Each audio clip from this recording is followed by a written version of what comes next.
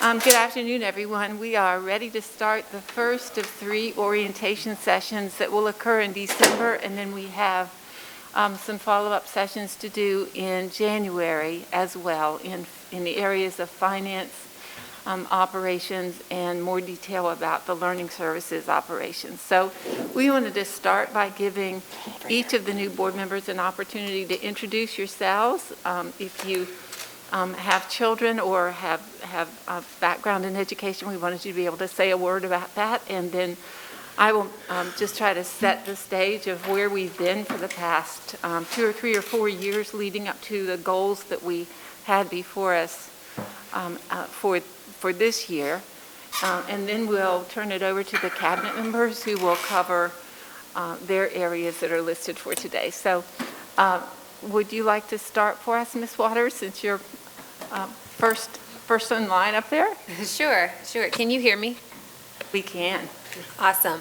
My name is Courtney Waters, and I have a daughter, Yara, who is 15 months old as of Monday, and she's doing great. I do have a background in education. I taught high school English 9th grade for a couple of years in the Mississippi Delta. And then I worked with some different STEM programs in Alabama and Charleston when I was working in supply chain, and then came back to education working for TFA doing education advocacy, which within the scope of TFA means working with alumni and working at the State House, since we are a state-funded and state-focused organization. And now I do both development and that same public partnerships work for TFA.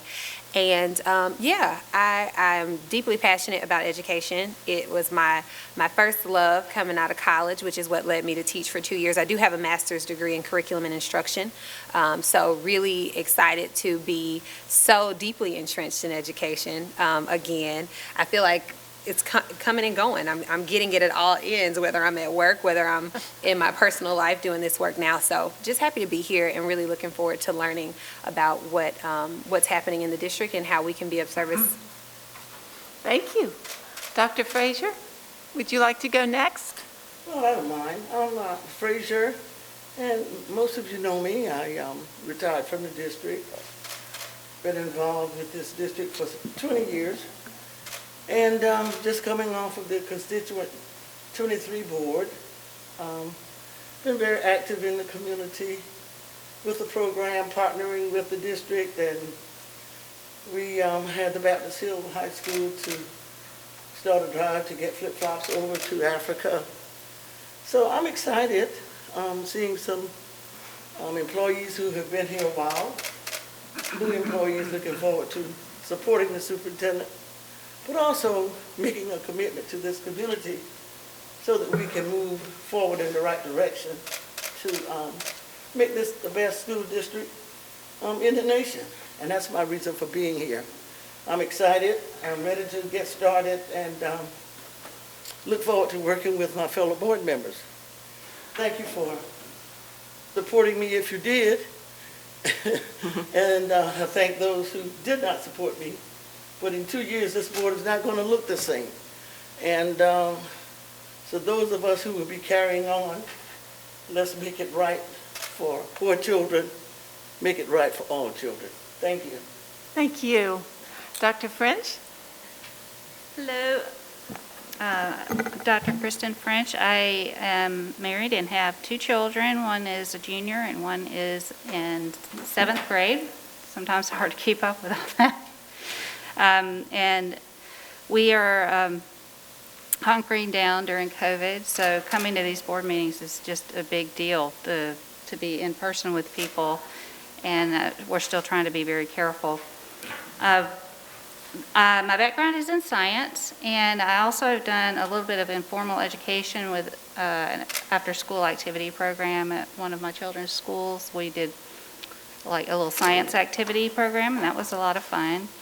My interest in that was always in chemistry and pollinators. So we did a lot with butterflies and bees and things like that. And I am certified as a beekeeper, although I don't have any bees right now. So if you ever want to know about bees, I love to talk about them.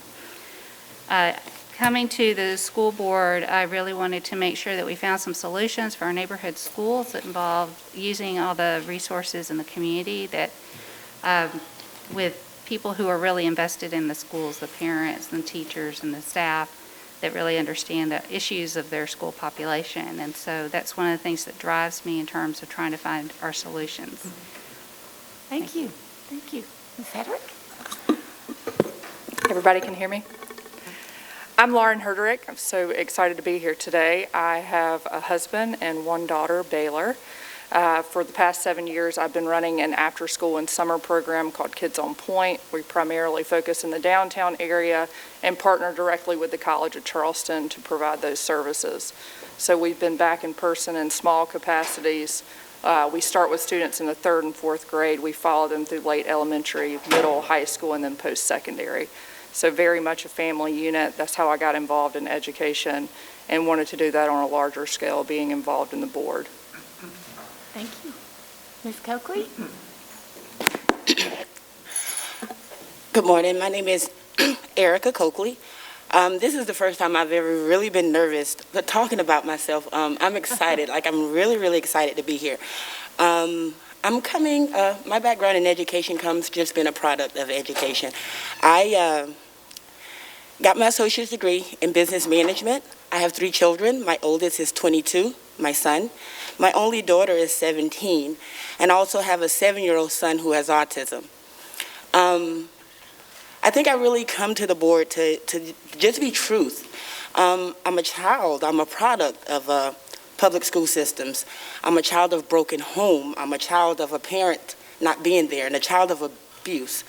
To let parents know that their involvement is detrimental, to let politicians and community members know that our children are going to school dealing with things that we are normalizing, and that's the things that are keeping our children from learning. The same way people thought I was not qualified to be on this board, but I made it, and I keep saying the longer we think that our children are not qualified, we're wasting time making them qualified for what we need them to be qualified for. So I come here to be a voice for the community, a voice for parents, a voice for our students, an ear for the community, and to learn and grow, and just to let parents know that we are in a very detrimental stage right now of not just black and brown people's education, but all of our children's education. COVID didn't just expose a lot of things. COVID leveled the playing field for us all. So I come here to be that leverage, that platform between communities, community members, parents, and anybody that's really important about our children's education. So thank you. Thank all of you. We appreciate the time you're giving us. We know it's a big sacrifice, and we will try to use it wisely.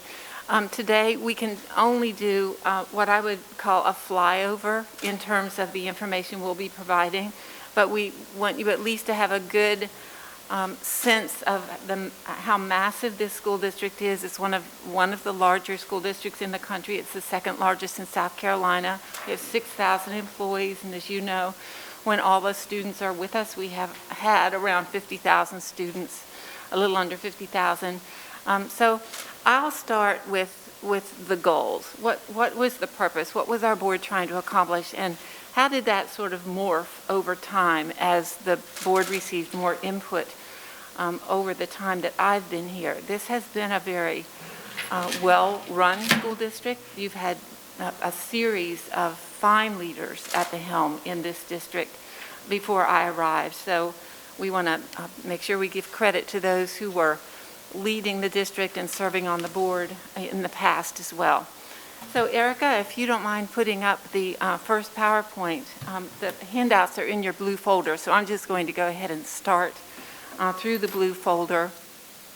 For others who are in the room, the PowerPoint will show you the handout that I'm on. So the first handout is simply a few excerpts from board policy regarding the board's role and the superintendent's role. That's in the black font. In the blue font are, again, just a few excerpts from my contract, and we'll make sure that all the board members have a copy of my contract. But the point of all this is not to get into the weeds on any of this. It's just to say the board determines this district's destiny through the goals you set, because our work derives from your goals.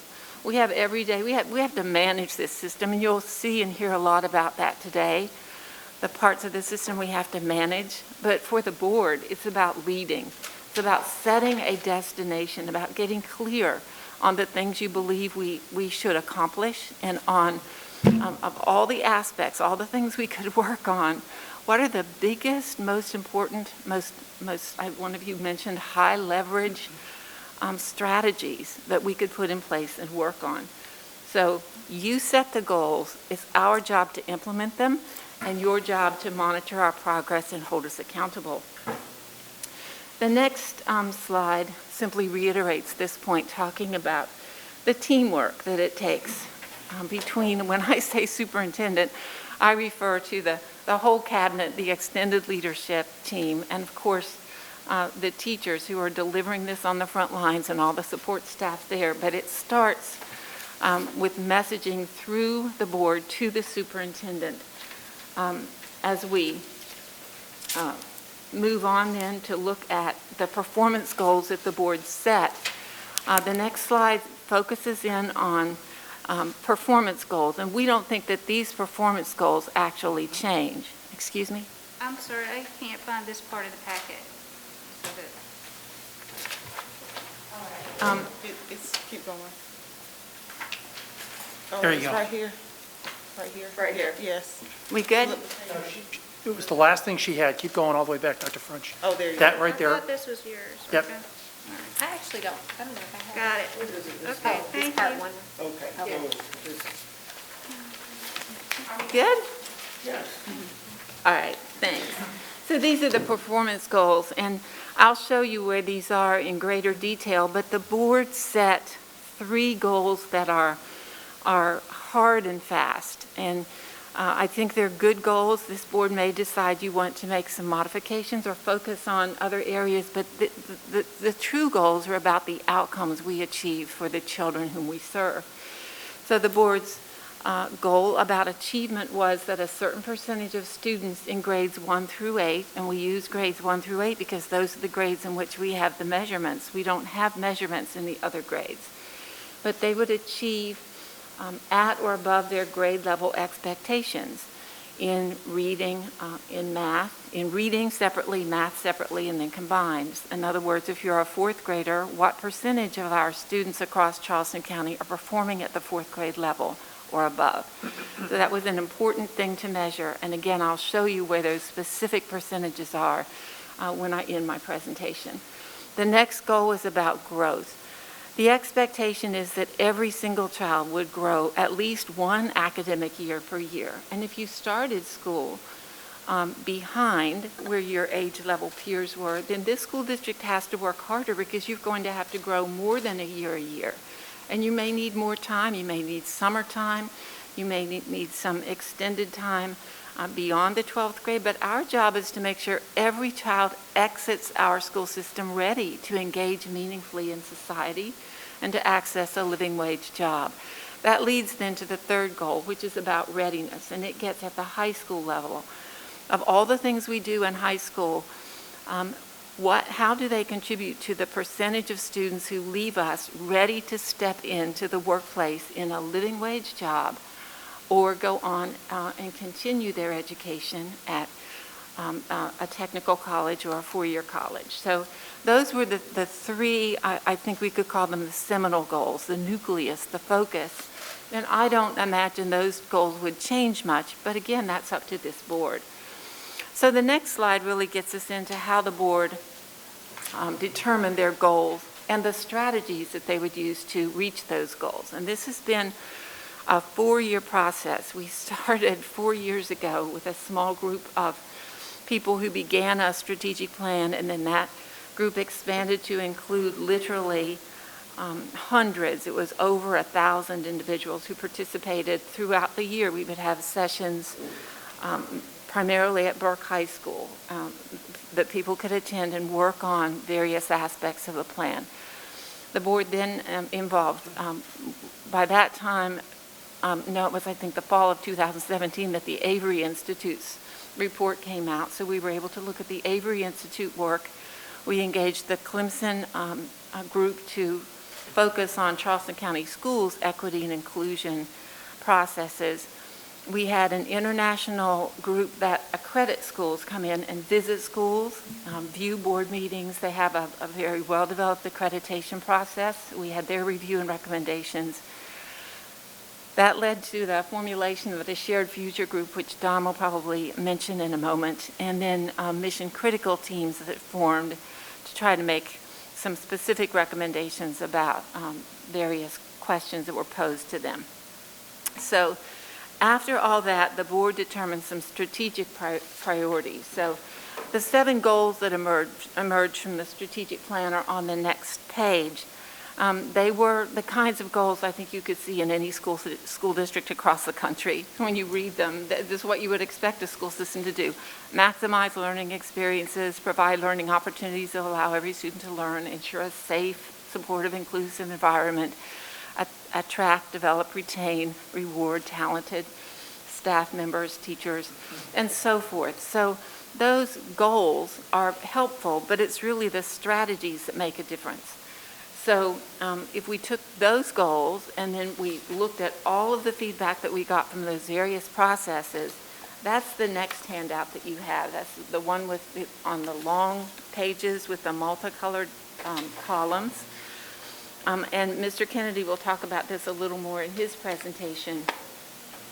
But we took those goals from the strategic plan, those 7 goals, what we learned from the recommendations of the Clemson Equity and Inclusion Study, a Harvard report that had been done back in 1998, the Advanced Ed Accreditation recommendations, the Shared Future Group's scenarios, and finally, we looked at the board developed goals that they approved for 2018 through 2020. And then the board said what seemed to be the most strategic, most important things to get done, and that's what's listed at the end in red. So that's the whole migration of the thinking that actually took about 3 years to get us to that point. So after that meeting, the staff took all of that information, and the next handout simply shows you the what those goals look like with those red strategies put underneath of them. So that's a page. I think the other night Mrs. Coates held up that page and said this is the page that she remembered from all the goals. So it has been a messy process. There have been a lot of different pictures of the way we display the goals, and we want to be clear about that as we move forward. In January of 2020 then, the next page shows you another way of thinking about those board priorities. The board had been working for several months on the mission critical actions, those items that they had in the red font. They had made some progress, and community members were saying to us, these 7 goals don't really tell us what you're trying to do strategically. So we organized the goals under 4 strategic levers. The first was building a strong foundation. So that was the first lever. And under that, there are some comments and also a summary of some of the action we were taking. The second strategic area was accelerating the achievement of kids. I said the kids need to grow, students need to grow at least a year, but if you came to school behind, it's our job to make sure you grow more than a year. And the fact of the matter was 35% of our children weren't growing even 1 year per year. So that's an area we knew we needed to focus on. Another area was ensuring that all of our children have equitable access. They simply did not, and that was a highly controversial undertaking, as all of you who run for the board know. And finally, making sure that in every area of the district, our young people have quality choices. They might not have exactly the same choices, but they all have quality choices. So those are the 4 big strategic drivers that the previous board chose. Again, this board may choose to focus on some different areas. So handout number 5 in your packet. So I'll just say one more thing. At that January 27th meeting, what we did for the board was to take each of the mission critical areas, and I didn't put this in your packets because it would just be wasted paper for you, but we worked with the board to go through all the work they had done so far and reach agreement on those 4 critical areas that I just talked about. So the next slide, the next handout, let's see where we are, gives you a picture of the next packet. This is a stapled packet. Does it look like this? This should be in your packet. It's multiple pages, has a staple at the top. This brings you up to speed to last July, June 26th. At the end of last year, we prepared for the board a summary of every action they had taken for the last school year. So it starts in September of 2019. It tells you the board action. Over on the right-hand side, the status, it tells you what the staff had accomplished. So that's all of these pages simply go through on this date, the board said to do these things, and this is the status as of June 26th. And we had proposed that because we didn't have test scores for last year, that the board use this in the superintendent evaluation process. And of course, that's what everyone here designs their goals around. So when we meet and talk about goals, these were the goals we were working on and talking about. If you go to page 10 of that document, it's next to the last page. Down at the bottom of page 10, you'll see a header that says performance goals. That's where you can find the detail on the achievement. Number 1 says, this is the achievement goal set in the fall of 2019, that by this school year, at least 62.4% of the children across Charleston County schools in grades 1 through 8 would achieve at or above their grade level in both reading and math. Last fall, it was 58%, but again, after the March shutdown, we didn't have data to use. So we weren't able to take a look at these goals. Now we have new baseline data because the assessments were administered this fall, and we know how much learning we lost.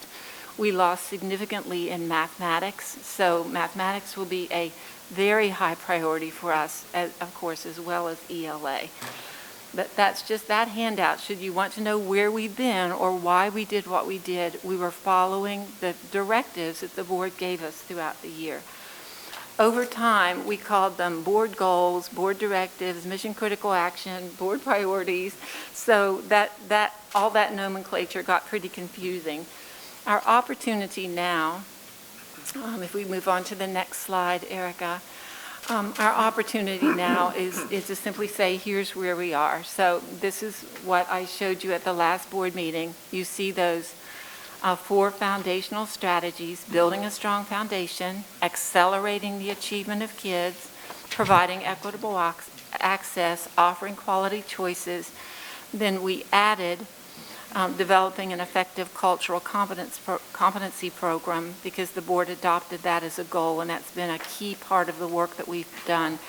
And of course, added successfully lead the district through the COVID-19 pandemic, which absorbs a lot of our time right now.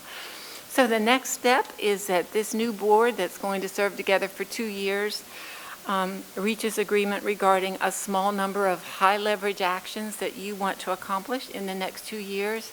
And that sets the direction then for the staff. And finally, the real opportunity that we have on the final slide is to, if you could go ahead and advance to the next slide, Erika. I know you're doing a dozen things. Thank you.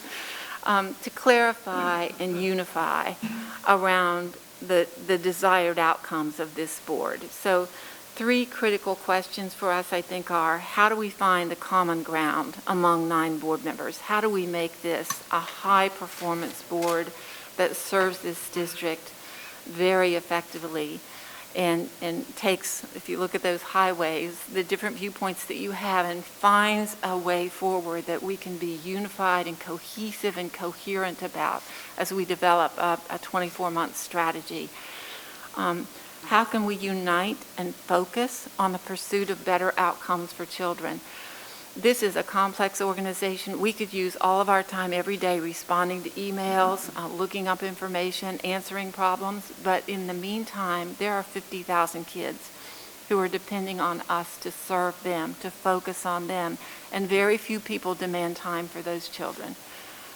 It's interesting in this work that we get demands for a lot of time, but not very much of the demand comes around questions about what kids need, what's best for kids. They're about a lot of other issues. And then finally, how can we communicate more clearly? As I said, we had goals, strategies, mission critical actions, board directives, board priorities. So this opportunity we have is to sort of understand where we've been, what our intent is, and how we go about doing that together as a team. There are thousands and thousands of children in Charleston County who are depending on public schools to get things right for them. We have thousands of other children whose homes, whose families will make sure that things are right for them. But we have literally thousands of children who are depending on us to give them a shot at opportunities that they could not have had without public schools. So for us, the purpose of public schools is to make sure that every one of our students has more opportunities when they leave us than they would have had they never come to us. And that's what we're hoping we can work together to do. That timer was to signal to me that it's time for me to turn the presentation over to Mr. Kennedy, who's going to help, I hope you'll find what I introduced somewhat helpful. And Mr. Kennedy's going to help even further by building the background, the historical foundation that led us to this place that we find ourselves in today, which will help us understand better the opportunities that we have. Mr. Kennedy? Thank you, ma'am. So for the board members, there's a handout at your location. It's the same title as the one on the slide here, the school board orientation. And so Dr. Postlewaite has given an overview of the most recent history here in the school district. I'm going to go back a little bit further at a much higher level. I'm going back to 20, 25 years and focus on what I'll call two key reform efforts that kicked off in the late 90s. One that I consider to be extremely successful, and one that we still have some challenges. And so what I'm going to present is more data will be high-level data. And then when I finish, two of the staff, Michelle Simmons and Erika Taylor, going to go back a little bit further in time, and they're going to give a perspective of the historical perspective of when they were students in the district and their path from students in the district to a leadership role, senior leadership roles in the district. Next slide, Erika. So as I mentioned, I'm going back roughly 20, 25 years to the late 1990s. So the board in the district decided that they needed to improve two areas of the district. One was our dilapidated school building conditions. So at that time, many school districts across the country were looking at what they call their maintenance backlog. They would look at their school buildings that had roofs that need to be replaced, HVAC systems that need to be replaced, structures that the infrastructures that need to be replaced. And certainly we had a huge challenge there. And then at the same time that we had that challenge, we also started this reform effort to improve educational outcomes for students that were actually being left behind. And so those are the two things I want to talk about here. And on the next slide, Erika, here, this data graph, it shows a couple of things here. The blue bars here shows the for the 20-year period, the amount of money that the district has spent on building new schools, renovating schools to eliminate the so-called maintenance backlog. And so over that time period, if you look at the bottom right-hand corner where it says totals capital expenditures, we've spent roughly $1.7 billion to build new schools. And as a result of that, what Jeff Brewery and his operations folks are projecting, I believe the number is like $204 million projected maintenance backlog once we get through the current, the new school building construction program that was just approved by voters last month. And so that $200 million rather, is a relatively small number compared to what, if you look at most school districts, I would say, across the country, their maintenance backlogs are extremely problematic. I came down here from Baltimore City Public Schools. I know for sure that their maintenance backlog far exceeds what we have here. And before that, I was up at Boston. I know their public school system buildings are more extensive than ours in terms of their maintenance backlog. And so the community here, the school boards, the administrations over these number of years have done, again, an extremely amazing job to be able to stay on focus on that particular task of trying to eliminate our physical plant problems. And I can tell you also through the work that I do with the Council of Great State Schools, and I'm sure Jeff does too, I know he does, that we, CCSD, we are a district that many school districts across the country envy in this work of school construction. Now, at the same time that we embarked on changing the structure of our schools, we also embarked on trying to improve the outcomes of our students. And so the remaining bars, the orange bar here, represent the amount of money over this time period and these blocks of times that we've spent in general operating funds. So if you take a look down in the right-hand corner again, during the same time period when we were building schools, we spent roughly $7 billion on general operating funds. We spent another $1.2 billion on what we call special revenue funds, and that is the gray bar. The special revenue funds include things like Title I, special ed type dollars, so those dollars that are geared specifically to our students with special needs, whatever those needs may happen to be. And then at the same time, the EIA, this is called the Education Improvement Act. This is one of the two main components of the state's appropriations for school district funding across the state. And so we've received $615 to $616 million during this time period of EIA. Now, certainly we have received more than that in state funding. The rest of it is shown in the GOF. But the point is that we have spent a significant amount of money on the academic side of the house trying to make changes over the last 25 years or so. Next slide, please. A couple of years ago, I had a conversation with Dr. Angel Harris. You can see what he's at Duke University. He has a colleague, Dr. Keith Robinson, out of UCLA. They're statisticians. They do a lot of research. They publish. They write books.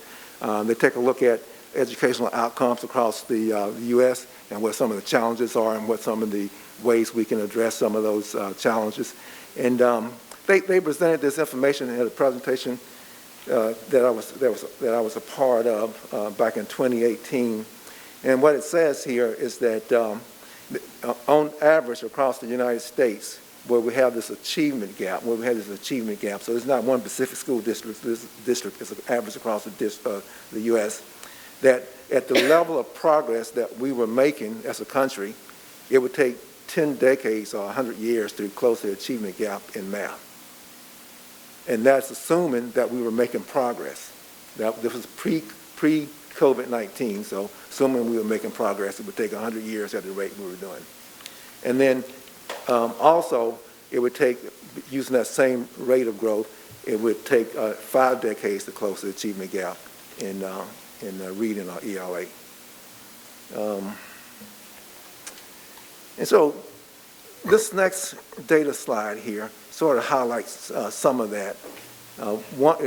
It highlights two things. So just like a personal note, the first time I worked for CCSD was 2004 to 2007. And so when I came back here in 2018, I was telling Dr. Postaway that when I looked at the data in 2018, the same schools that were struggling, the same communities that were struggling, when I came into K-12 in 2004 here in CCSD, were the exact same schools that were struggling 2018 when I came back. And at this point in time, almost 3 years later, the same schools that are struggling. And what this slide shows here, two things here. This is the 2018 South Carolina Ready third grade English language arts mean scale for African Americans and white students. And so the blue bars are for represent African American students. These are elementary, so third grade. The blue bars represent African Americans, and the green bars represent white students. And the achievement gap here is the difference between the length of those green bars versus the length of the blue bars. So you can see that the achievement gap is still there. And going back to Dr. Harris's point is that in order to close that achievement gap at the rate that we were on average operating on in 2018, it was going to take a long time, like half a century, to close this achievement gap. The other thing that this slide shows is the level of segregation that we have in our system. These are all of our elementary schools in the district. And so and this is state data, if you had less than, if there are less than 20 students of a particular race in a school, then they would not show up in this data. So if you look at over to the right where you have all the green bars, in those elementary schools, there are less than 20 black students in those schools, and therefore those schools are segregated along the race of the white population. And the same thing on the left-hand side where you have all the blue bars without any green on them, those are African American schools. And then the 8 bars that have both blue and green, that means that we have at least 20 or more students of the opposite race that we can say that there's some integration in those schools. There are 8 bars, and I think only 7 represent schools. 1 should be an average. And the superintendent mentioned the cultural competency work that we're doing. So one of the things that the cultural competency team is beginning to focus on. So the reality is we have a segregated system. Our kids will graduate from high school, and they will go out into the world, in college, or wherever they go, and they will not live in that segregated. They will not work in that segregated system. They will be more involved in the multicultural world that exists today. So one of the challenges of the district in working through the cultural competency, given the reality that we have a segregated school system, how then do we prepare our kids within that system to be able to, when they graduate after the 12th grade, how do we prepare them that when they are off to college, they're ready to operate in a multicultural world versus what they grew up in. The next slide is a wordle that highlights some of the things and people that have been involved in this work. So it's really interesting to me. Like I said, I've been in this work now since 2004, and I've worked for some of the most amazing educators. So Dr. Postaway, I was here before with Dr. Goodlow Johnson, Dr. McGinley, so that's just here locally. And I know that they're outstanding because I work for outstanding educators and reformers across the country. I worked with for many school district members, both here and the school districts I worked for across the country. Those school board members, without exception, were really dedicated, like you all are, to improving the educational outcome of our students. So it's dedicated board members, dedicated staff, and incredibly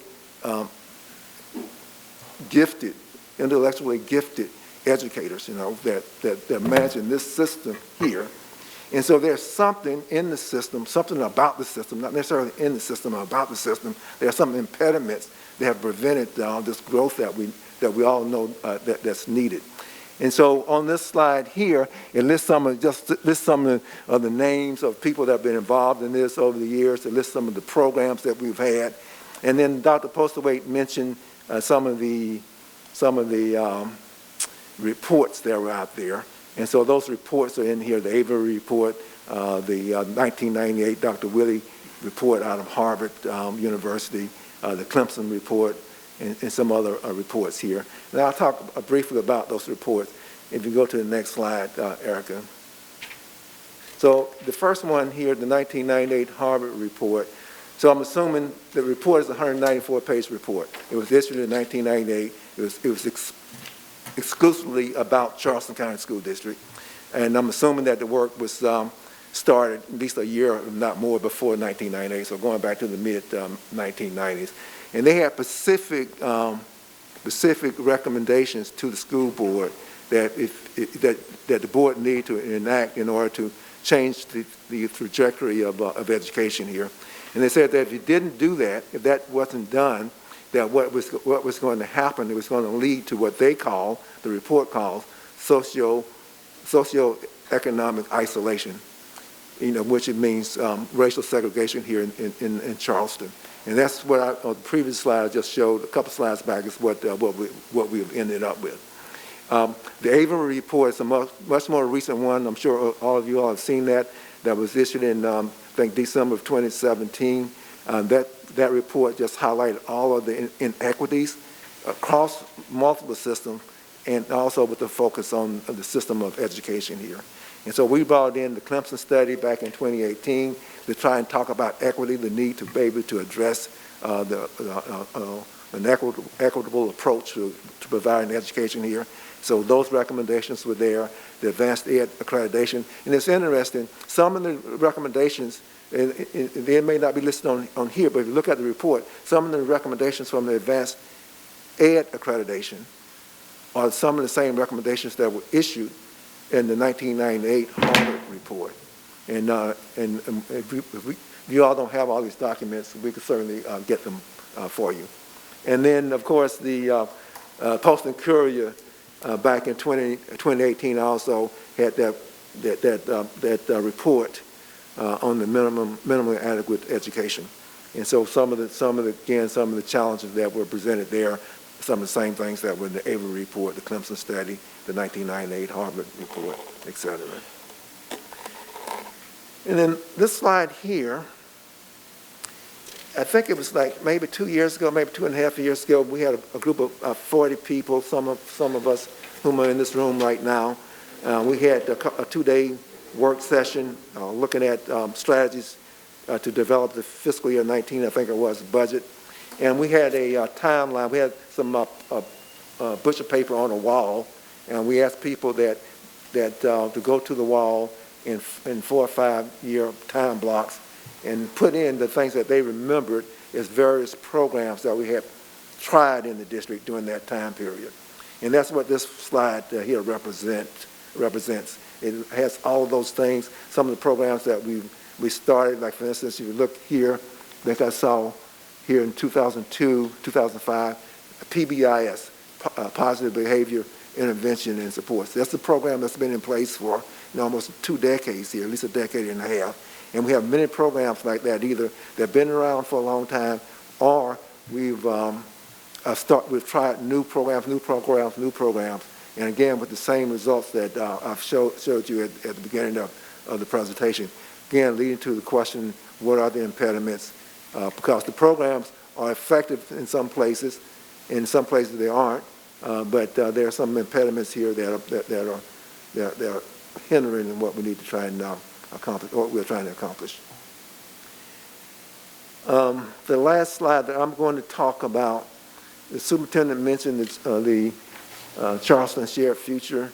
So 2 years ago, we pulled together a group of 30 people from across the county, not just CCSD staff, but people from different parts of the county, to take a look at what the future of education might look like in Charleston County. We created 4 scenarios, what that might look, possible scenarios, what that might look like in the year 2035. So we did the work in 2018, and we were looking 17 years ahead to see what the changes, what it could possibly look like. And what we came up with was these 4 scenarios. One is called 1835. 1835 meaning that in 2035 there would be no changes. The system would be the exact same as it was in 2018. It's the same outcome for kids. Reason why it's called 1835, because that's the first law here in the state of South Carolina associated with educating black kids. There was a prohibition, that law in 1835 was a prohibition against educating black kids with specific consequences if you were caught doing so, including imprisonment. So that particular scenario, if no changes happen, then we'll probably be the most likely outcome, and in 2035 we would be where we were in 2018. The second one is called reconstruction, where it's sort of like a radical type way to take a look at it. We have to really address and try and find out where those impediments are and make changes to make sure that we get to some point that was a lot better outcome than what we have had in 2018. The third one was called a sweet basket, and so we take a more of a gradual, a steady approach to make the changes. And then the last one that we really thought had no potential, no real potential in the short term at least, to be a reality, was called Tactile. There will be a shift to virtual learning. And so here we are in 2020, spring of 2020, and that's where we ended up. But the point of this slide right here is that we looked at that babies that were being born in 2018, and the question we had was that when they graduate in 2036, what would their future look like? Here, having gone up in CCSD, and so whatever that future is, whether it's the 1835 future or something that's different and better, it's going to be our shared future here in Charleston County, not just the kids that we have provided, whatever we provided to them. So with that, I'm going to ask, I'll ask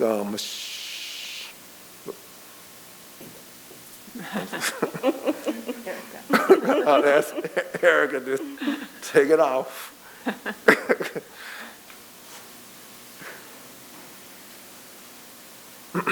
If it's okay, if you can hear me, I may stand right here, if that's okay, so I won't go to the podium.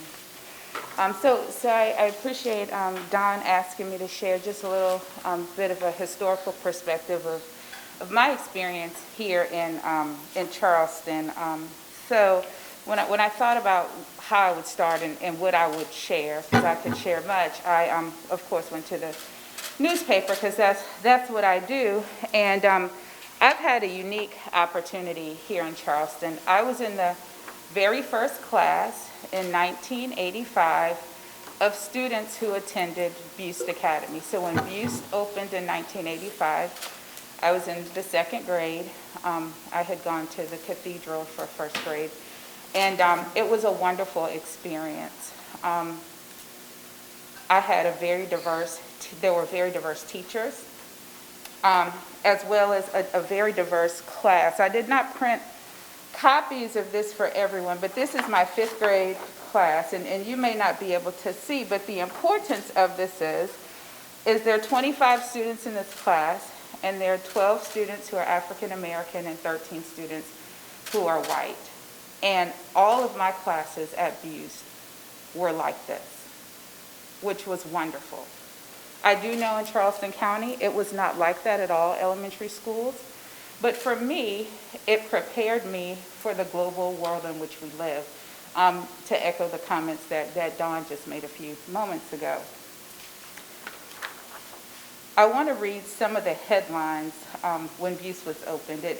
One headline was, Buste Academy's first students welcomed with much fanfare. Another headline is, school set up for advanced pupils. And a third is, magnet school becomes reality. I talk about my experience at Buste, and I am proud of the experience I had, but I do know that it was not that way at all schools in the district. I graduated from Buste in 1992, I think, and had the opportunity to go to the Academic Magnet High School. And so the irony there is I was in the very last class of Academic Magnet High School to graduate when it was on the campus of Burke High School. So I feel really special because I started at Buse and I ended at Academic Magnet, when the purpose of the school was, it was founded to diversify education on the peninsula. And so I found, while doing some research, I found the newspaper article that actually showed the application where they were calling for applicants to apply. Some of the headlines were Magnet High School at Burke, drawing area students together. And then one article that I found, one of the very last articles, was Magnet School ready to leave the Burke nest. So I share my experience to just share that I feel very blessed to have been able to attend public schools in Charleston. But I do know that there are so many students who may not have had the same experiences that I have. Even in the unprecedented times in which we are living today, I know, being a child of a 39-year educator, 32 of those years were spent educating children in Charleston County, my mother, I know that our teachers and our administrators get up every day and they show up every day for the students who need them the most.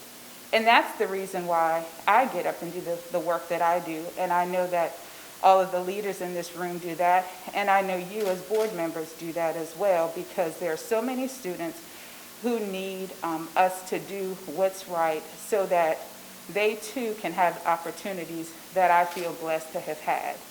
So I just leave you with a quote. One of my very good friends at the Academic Magnet High School, she was named Miss Burke. And there was some controversy, we were the Magnet School was getting ready to leave the Burke campus, and so there was some adult challenges, if you will. And her comment was, it would be great if there was no magnet and no regular, just Burke High School.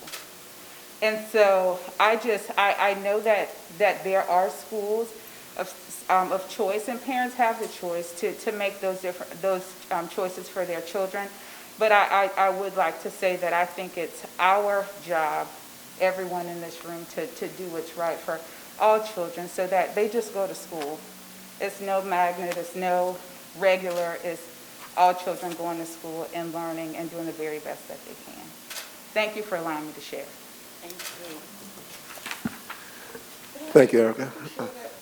You want me to show it to you? I'd actually like to see it. Okay. You want my yearbook too? I brought my yearbook. I couldn't find my second grade yearbook, but I found my fifth grade yearbook. But they're all the same. Thank you.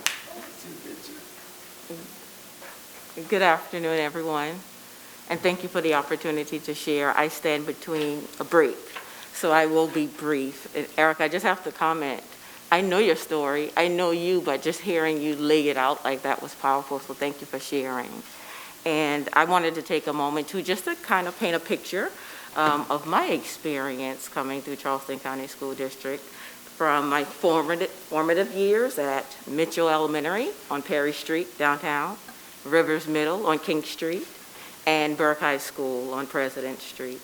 And so I started out as a little person, excited about school. I loved school. You couldn't keep me at home. I had to be in the building every day. But I had a school experience that would have been considered, captured, and categorized as Title I. All of my schools were designated as Title I schools, if you will, and predominantly African American. I had nurturing teachers and leaders who poured into me, who empowered and inspired me. It was at the elementary grades where I decided I wanted to be a teacher based on the role models that were before me. In 1998, I think your presentation started at 1998. In 1998, I began my teaching career at Mary Ford Elementary in North Charleston at a Title I school. And my primary goal and responsibility at that time was to ensure that my fifth graders exited my program prepared, ready to negotiate the middle grades. And while I was at Mary Ford, we did receive accolades and accommodations for closing the achievement gap. So when you study, really study the data over time, you will find that some of our underperforming schools or struggling schools have had peaks and valleys. They've had success, had a hard time sustaining that success, and so that's a part of the challenge. That's a part of what we work on every day. And then, while there, I was inspired again by a dynamic principal who is still principaling to this day to go into administration. So again, it was the adults pouring into me. In 2007, I became a principal, served at 2 different elementary schools, and experienced a lot of success in terms of student academic outcomes.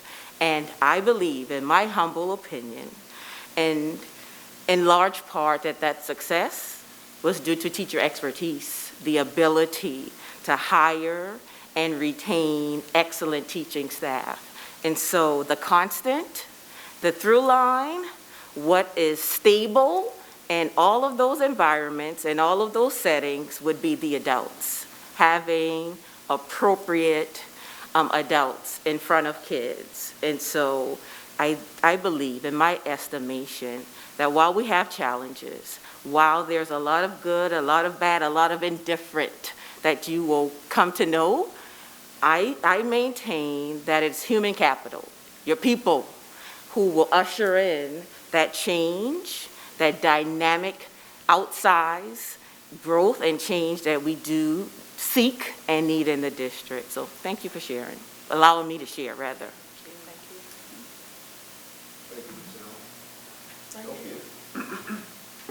So that's the conclusion of our opening segment.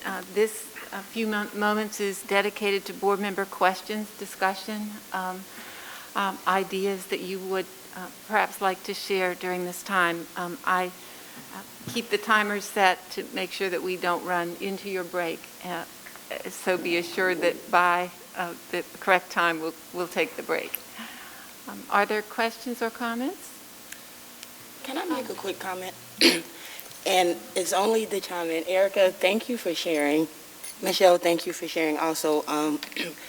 And again, this is almost like really still surreal to me that I'm looking at this from a parent standpoint, also as a student standpoint. I graduated in high school in 1998. So to see some of these initiatives that were started right when I was graduated from school, to hear some of the teachers speaking, and you started teaching right when I was graduating from school.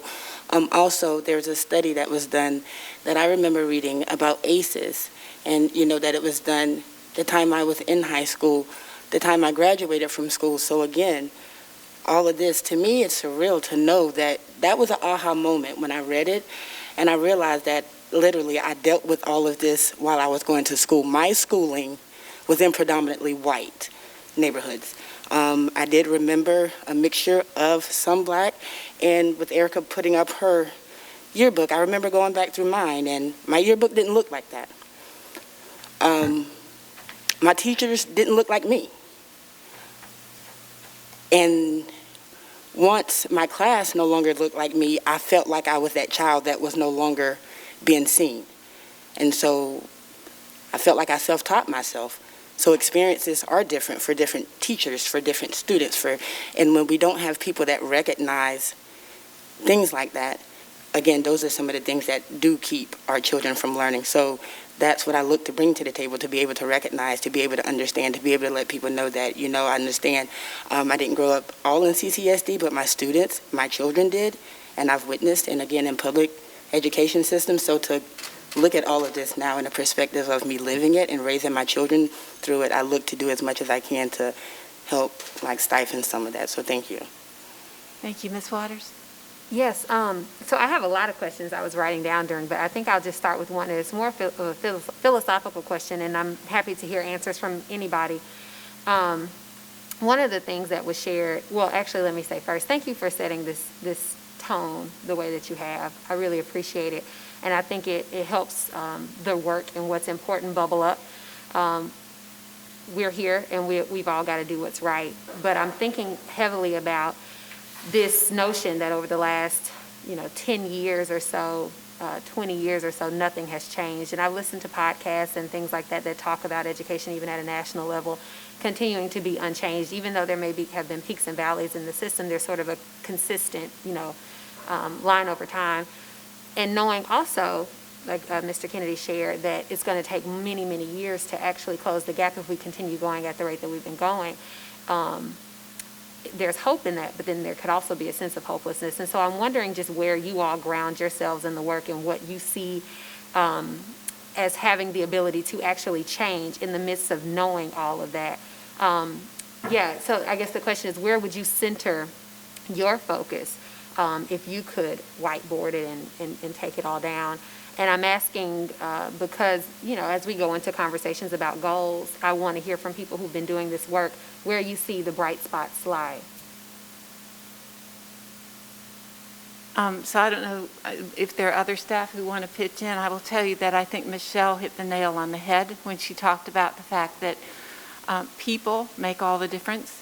So we think that moving forward, one of the key strategy, one of the key drivers, one of the key levers ought to be to reward and maintain our very talented teachers, leaders, and other staff, and to recruit talent.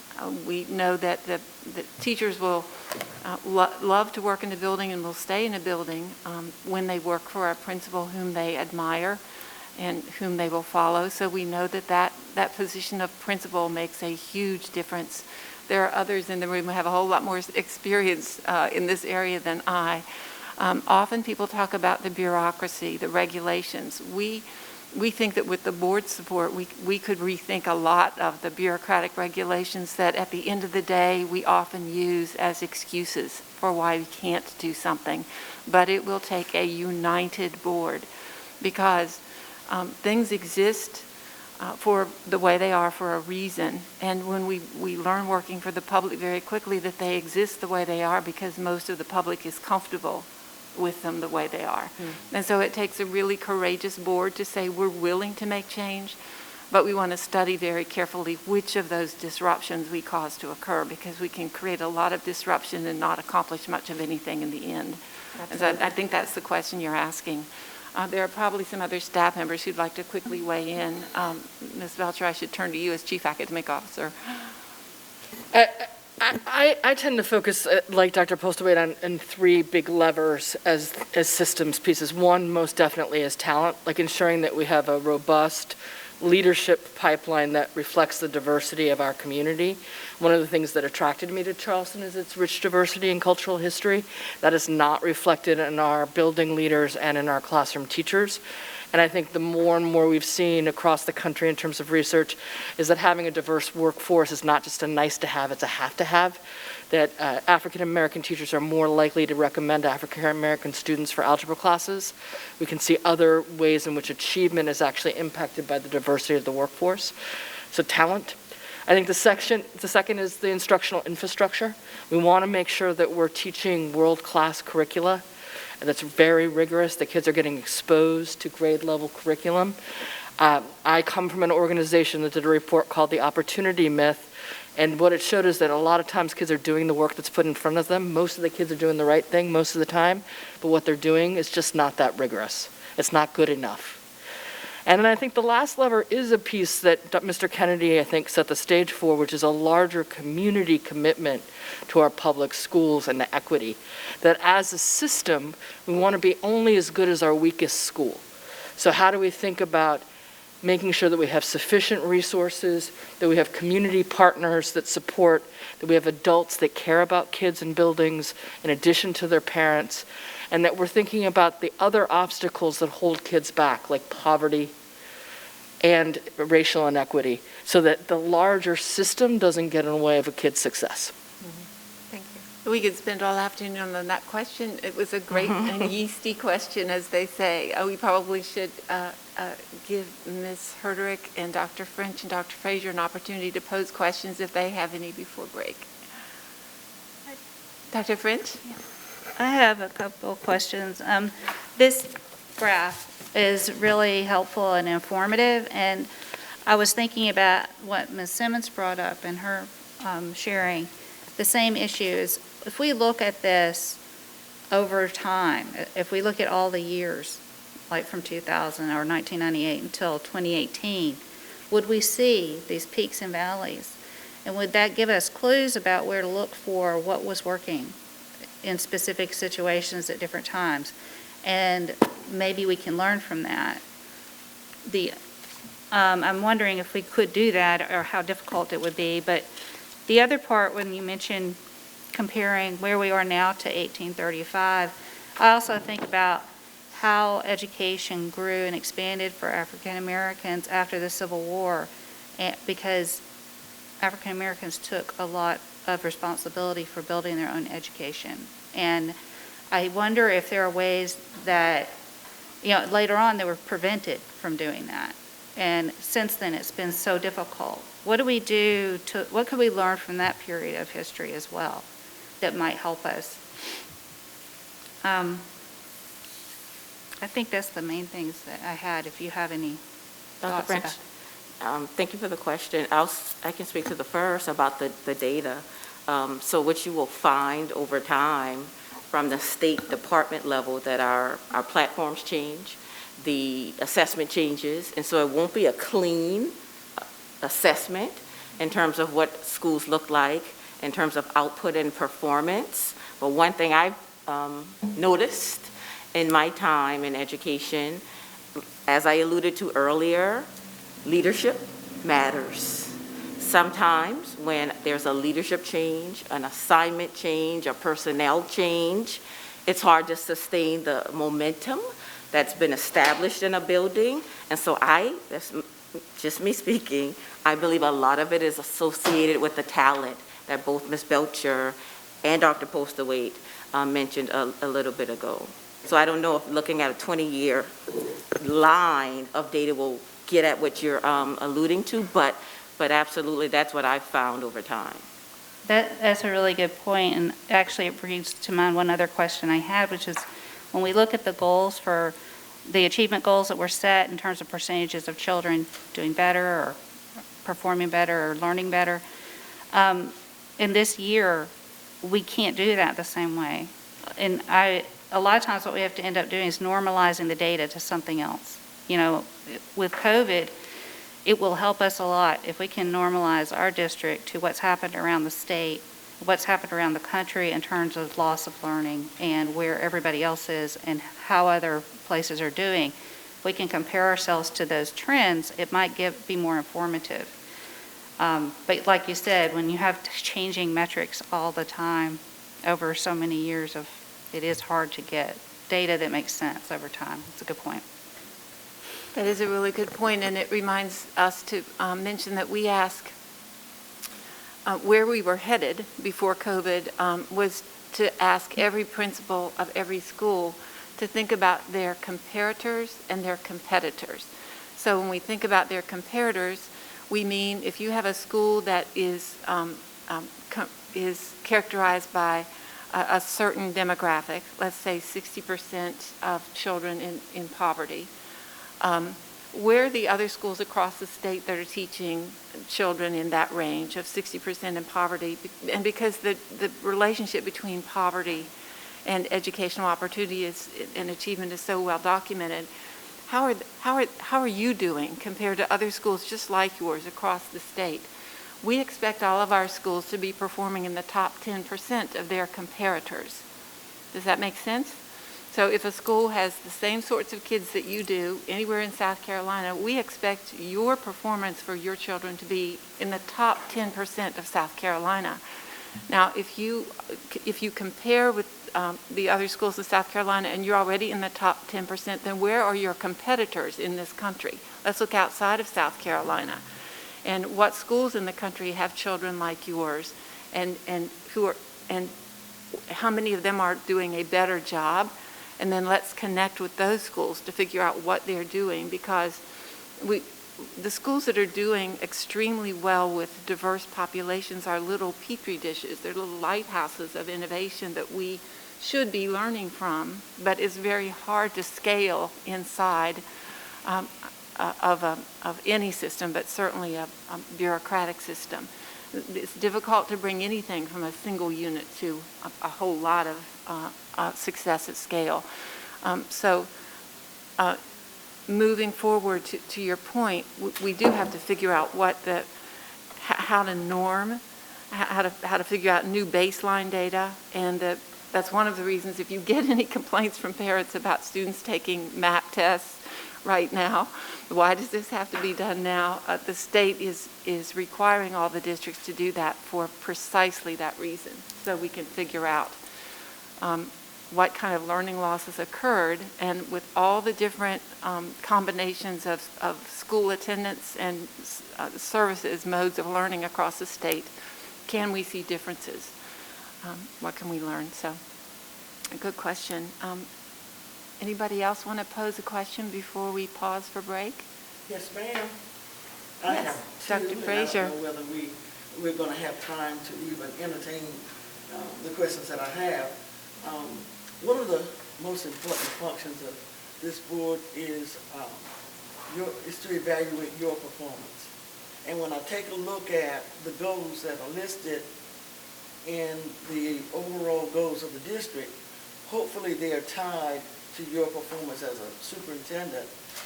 And I'm looking forward to see how we have measured up since you have been superintendent. And I guess that's just a comment that I'm hoping that those goals that we have listed are tied to your evaluation, because that's what we're going to, that's why we're here as a board, to evaluate your ability to move this district forward and to make sure that we are reaching or going forward with our goals. Looking forward to working with you. I know you have the capability, and I know you've done a great job. But I'm excited, and I know the rest of the board members are too. You've done a wonderful job in diversifying the staff at the district level, and I thank you for that. The other thing that I have interest in is how much we have spent on just bringing in consultants, paying people for support, for reports, and how have we measured whether we have accomplished any of the things that we have paid for. Do we have some kind of report that you can share with the board at some time? Because that's what I'll be interested in doing, whether we're getting the most out of our dollars for the work that we're putting in to bring folk in to help us to accomplish our goals. And I guess I'm interested, and I guess Mr. Brinkman will share this in his update. I'm interested in the parts of the district that makes this district function. You know, who are the people, the schools, the leaders, and all of that at some point in time, and hopefully we'll get that in your section.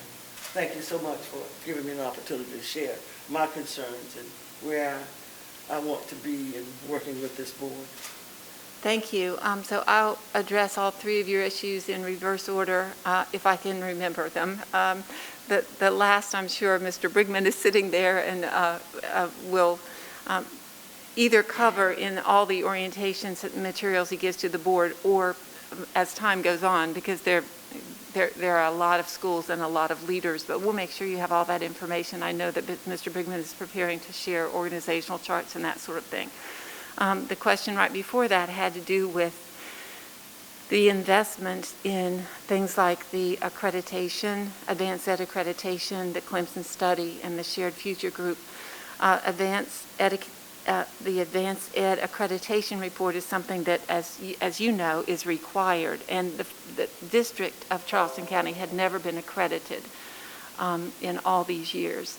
So our individual high schools had to go through a process to get accredited, so that if you transfer out of Charleston into another school in South Carolina, across the country, or if you're in the military and transfer someplace else to another military installation outside the country, the courses that you take in our high schools will be accepted if you're accredited. So it was the first time we'd ever been accredited as a district The high schools were previously paying that fee, and the district paid the fee for the district-wide accreditation, and we can get that information for you.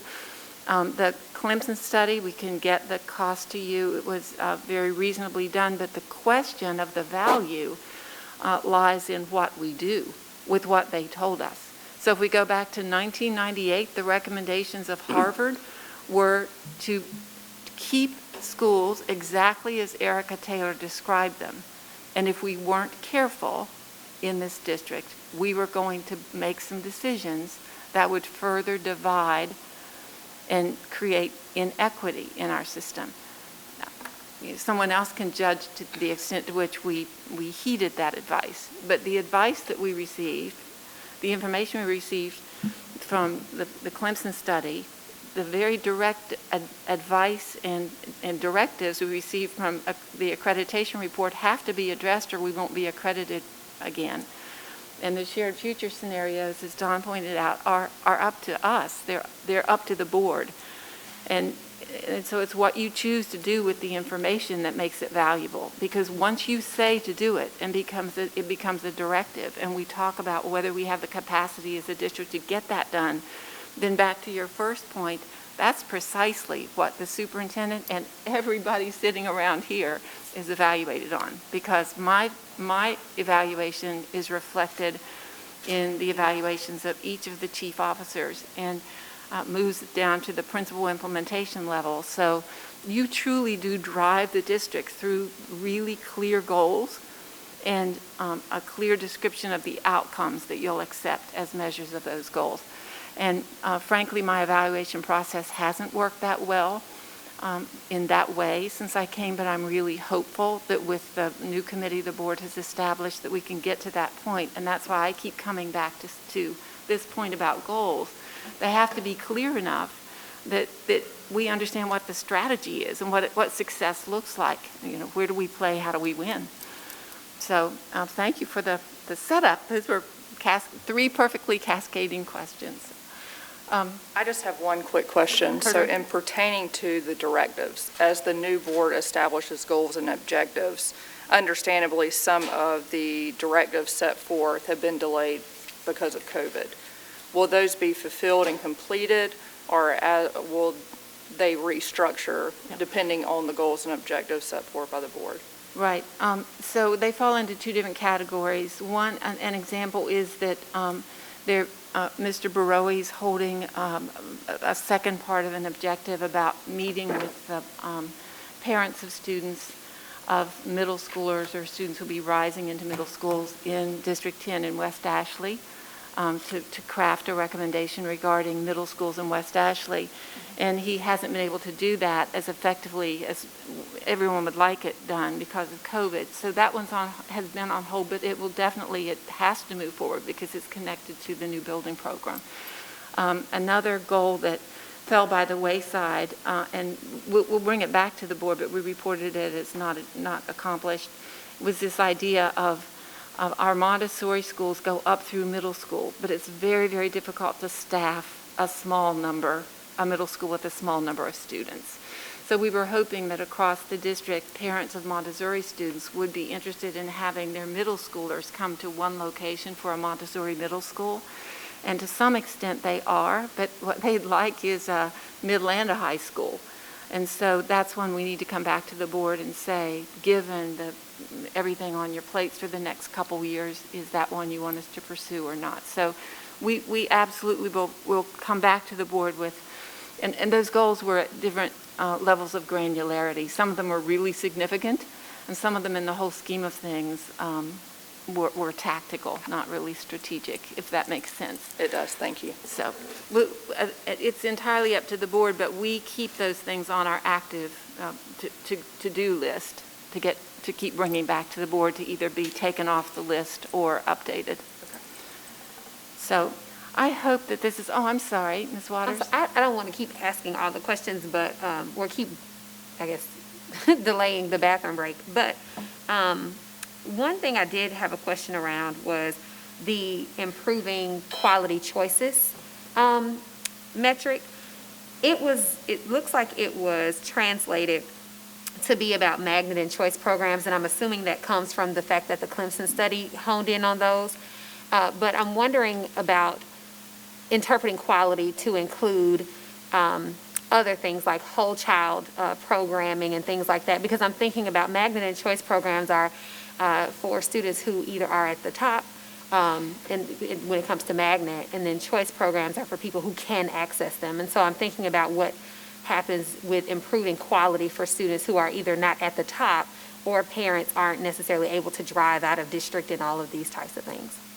So I think that the two other aspects of that we worked hard on, in addition to magnet and choice schools, and perhaps some of the staff members here will think of other things, but the two that come to mind for me are the fact that we did not have equitable offerings for our middle school students. In some middle school, students could take algebra, but in other schools, if you were in the 8th grade, you didn't have access to algebra. So there were curricular offerings trying to make sure that across the district, no matter where you went to school, you had access to a high-quality curriculum and the right offerings, so that as an 8th grader, you weren't disadvantaged when you started high school with a whole lot of other children from other middle schools who'd already completed Algebra 1 and English 1.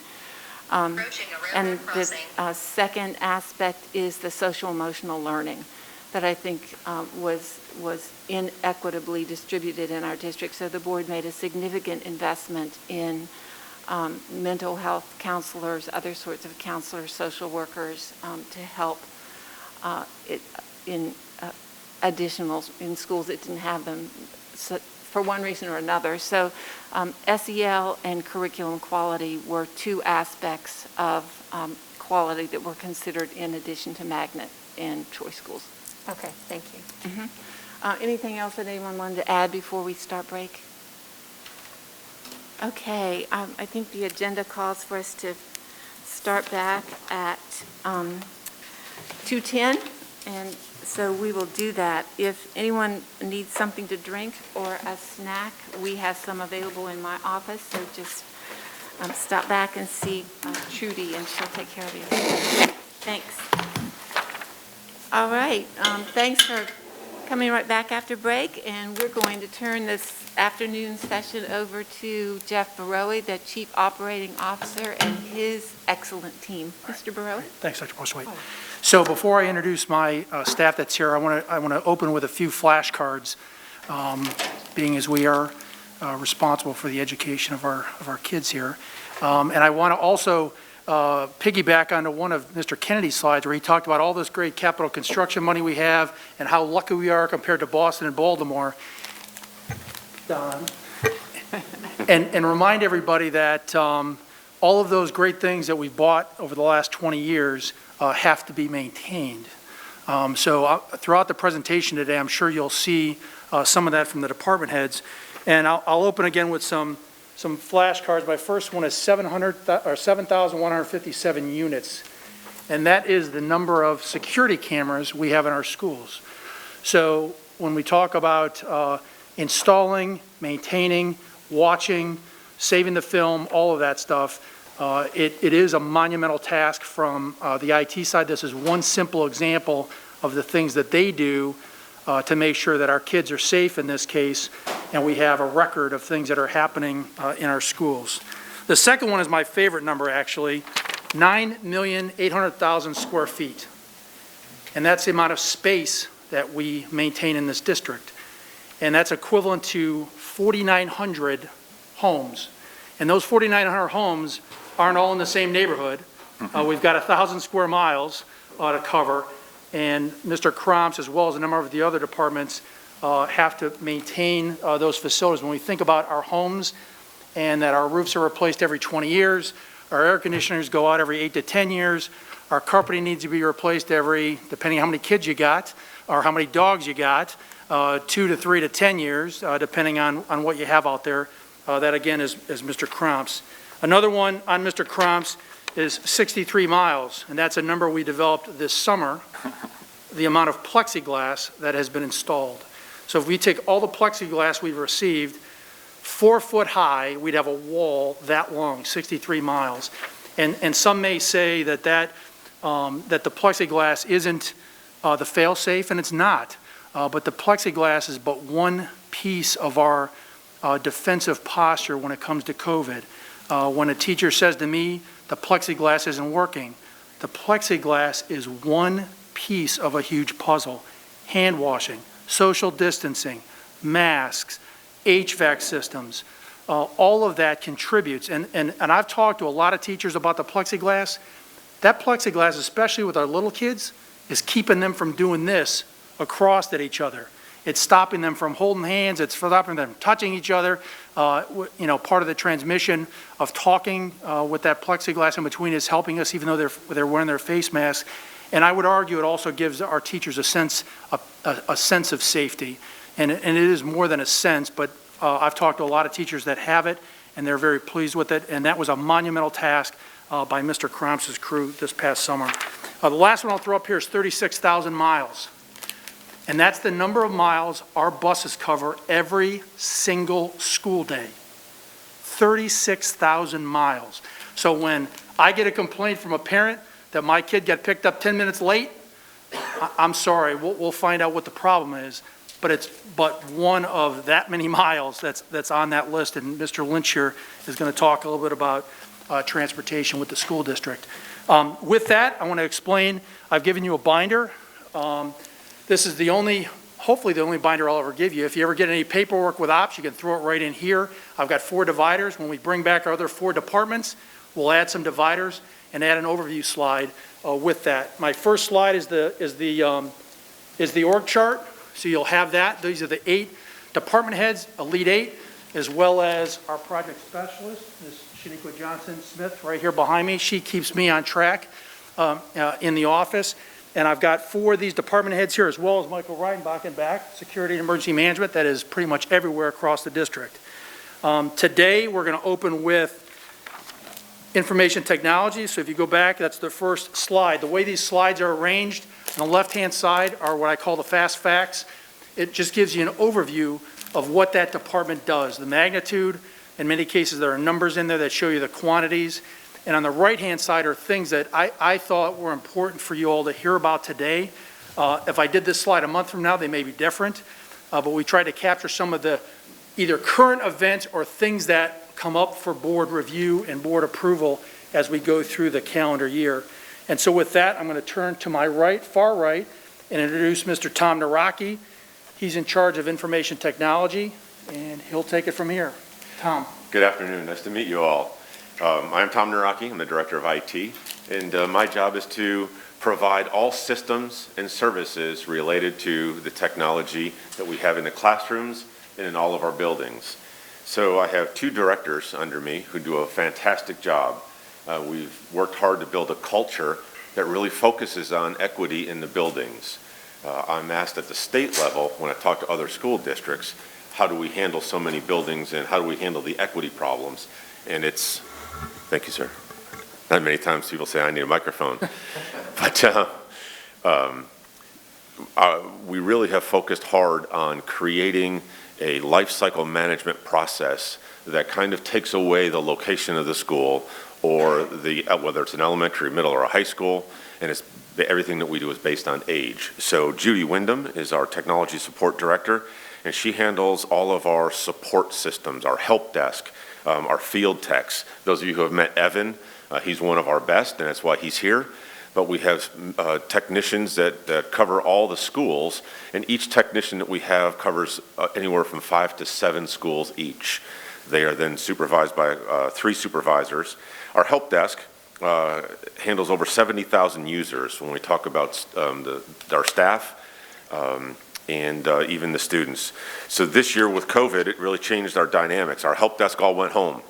So we kind of just took their telephones and put it on their computers and sent them home. And they're still actually working from home just to be safe because their cubicles are so close together in their office. So the first thing we did was we created a parent helpline during COVID. And that's a separate telephone number so that parents could call this special number and get assistance with getting their child's device connected to the internet for their virtual classrooms or whatever the case may be, or they couldn't log into their learning management system. From that, then we had all of our teachers. I can't imagine what they went through from March until August, but we found that we needed to get our teachers answered quicker, so we created a kind of a magical number. When they dialed the help desk number, they dialed the special number, and they went to the head of the line, and it really seemed to help those teachers get back in front of the students again without having to wait. So our field support technicians handle about 12,000 PCs and about 60,000 iPads and Chromebooks. Now, this number has changed since we've sent our students home. It's grown. Some stats for you that are really quick. In 2015, we had about 27,000 devices. In 2020, we have over 83,000 devices with the same number of staff members. So it's really encouraging to see our staff grow and be more efficient in the way they handle this technology. So then the technology support also now handles the IT infrastructure. Mr. Baroy mentioned the capital improvements and new buildings. My team is responsible for designing these new buildings for technology. So we take the blueprints once they're set up, and then we help decide how many computer drops, or if there's a projector or a smart board, the sound reinforcement for the teachers, all those kind of systems we design as the buildings go up. And then we have our network operations team, which is basically all of our systems, our file servers, PA systems, phone systems, network electronics. The cameras that Mr. Baroy mentioned all fall under our network ops team, and they do a wonderful job. So it used to be, 5 years ago, we had a room that was a pretty large sized room. It had over 300 boxes in it, 300 computers that were servers, and now they're all gone, and we've collapsed all that and made all that virtual, which has done a couple things. One is reduced our operating cost, our electrical cost, and our heating and cooling cost, but it's also now protected us a little bit more from things like ransomware and viruses, because we have a virtualized environment, and now each server has a kind of a roadblock in between each one of them. So if someone gets in, they're only going to get into hopefully one thing at a time.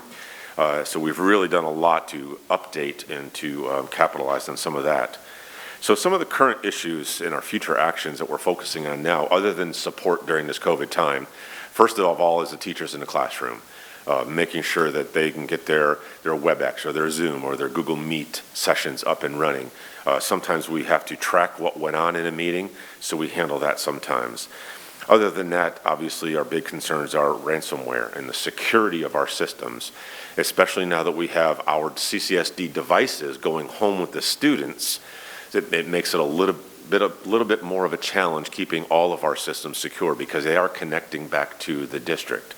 So we have, I think, some of the best software that I think money can buy. We've done a good job of using the FCO money to kind of squirrel away some money to buy the Cisco endpoint protection and cloud security, and also the email security. So now we're seeing all the emails going out, who's sending what, how many files are going outside of the district, how many files are going outside of the country. So we're seeing the attachments. We're quarantining things that look odd, and so our email security now has been implemented in the past 30 days. Cloud security is really now trying to find out how many files that we have that should be encrypted, things that might have things like personal identifiable information, social security numbers, people having tax returns, those kind of things. We'll find them, quarantine them, and then hopefully encrypt them so that nobody could get access to those files. And our endpoint protection is just like you would have on your computer at home. It's just your antivirus type thing. But all of our devices have that, and it's all managed remotely. So even when our children take a CCSD Chromebook or an iPad home, they are protected, because it doesn't matter what network they connect to. They're all automatically going up to our internet content filter by design. They can't change that. Wi-Fi availability efforts. Because of COVID, we've done a lot of work. Mr. Lynch with transportation and I kind of got together, and we used some of our buses early on. You might have seen some of the press releases. That worked. We had 10 buses that went around the district, parked themselves, and families could come to the buses to do their work early on. Once we found out that wasn't long-term, because I don't think families wanted to keep traveling like that, but then we put Wi-Fi outside of every school building. We ran cables and we put an antenna outside of every school, so now any parent could, or child could, drive up into the parking lot of a school and do their homework there. So beyond that, I just last week I put up a solar panel with a a Wi-Fi router on it in the Midland Park area, a housing development that had the biggest concentration of students that were either pupils in poverty or students who just could not get onto the internet. So I had 18 students all within a very close proximity in 2 Section 8 housing developments. And now we have about 37 people in those households that can get onto the internet for free. So we're working and seeing if that's going to be replicable, that we can put across the district if we can penetrate, the housing units themselves. I'm working with Kristen Hess, who's a Deputy Clerk of Council at Charleston County. She is running a roundtable that Anna Johnson from District 23 has kind of put together with big concerns about rural broadband access. So we're working with all of Charleston County, we're working with the library systems to figure out how can we take advantage of federal grant money and county grant money to see if we can't get internet into the homes for at least the minimum bandwidth requirements. So we're working on that and really proud of those efforts. Working hard on a business continuity and disaster recovery.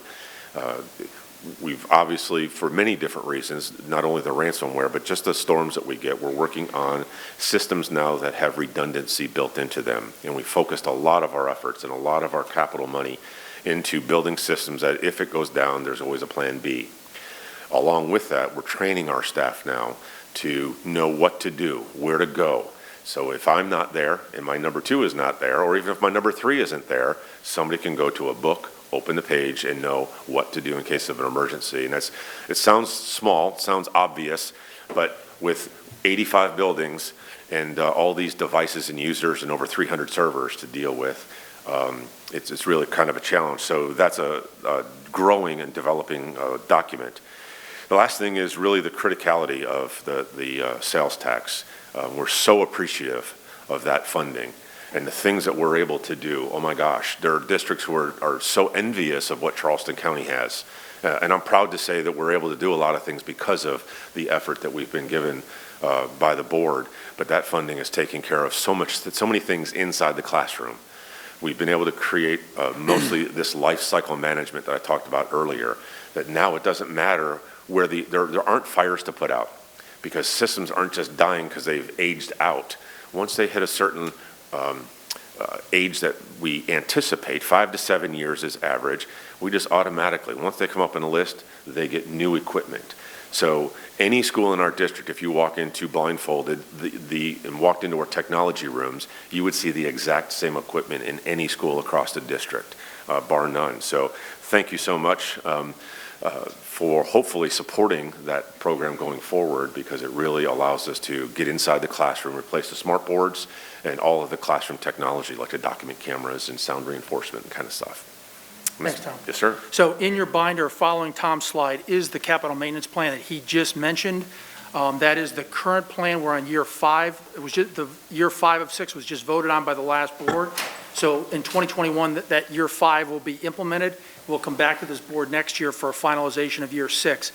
Then we'll go to the next sales tax program. So again, we're still in the old sales tax program that was voted on back in 2014. Year 5, we'll finish year 6 and then launch into the next program. And that's one thing we did within the sales tax, the last program and the current program. Not only do we have capital construction, but we have capital IT and we have capital maintenance, which Ron will talk a little bit about as well. So we have tried to help with the replacing roofs and replacing flooring after we've built the new school. So with that, I think Ron is up next. Mr. Cromps Yes, sir. is in charge of facility management. Take it away. Thank you. Good afternoon. My name is Ron Cromps. I'm in charge of facilities management for our school district and have been for about 7.5 years, following 23 years in the Navy and 19 of those years in facilities management and construction. So I've been doing this kind of work for quite a long time and I love doing it. I manage a staff of about 150 in-house employees and about 700 outsourced or contracted employees with an annual budget of about 90 to 95 million, and I love what I do. I appreciate the opportunity to talk to you about a few things, but if there was just one thing I could say, just one, it would be this. We are focused and determined on providing nice facilities for all students, not just the new schools, but all schools. Our purpose statement is safe, healthy, comfortable, pleasant facilities that work all the time and enhance learning for all students. It's not just the new schools, it's all schools. So I want you to know that we are laser focused, me and my team, on providing really nice and safe facilities across the entire district. There's quite a variety of facilities across the district over a wide area. Lots of issues going on. I hope as time passes that we can develop a good working relationship where if you're hearing concerns from your constituents that you can get questions to me, email, phone, whatever you like, so that I can help address those issues, because we really want to have the best facilities that we can with the resources that we have. So that's really the main focus. But I want to talk about a few fast facts. On the left, these are sort of the enterprises or departments within facilities management, and it starts with maintenance, where we have about 100 employees. And these taking about 45 to 50,000 work orders per year. So we get work orders every day of all sorts, and they go to the various shops like carpenters and electricians and plumbers and locksmiths and so on. We also manage a vehicle fleet of about 200 vehicles. So that's the maintenance enterprise. Next is plant or facility operations. So we operate our schools. We're unlocking the door, putting up the flag, blowing the leaves off the sidewalk, all the kind of services that are needed to operate the facilities. So you see custodial, grounds, pest control, warehousing, and furniture moving. And that's about 650 mostly outsourced employees in several contracts. And I'll talk a little bit more about the custodial in just a minute. So that's facility operations.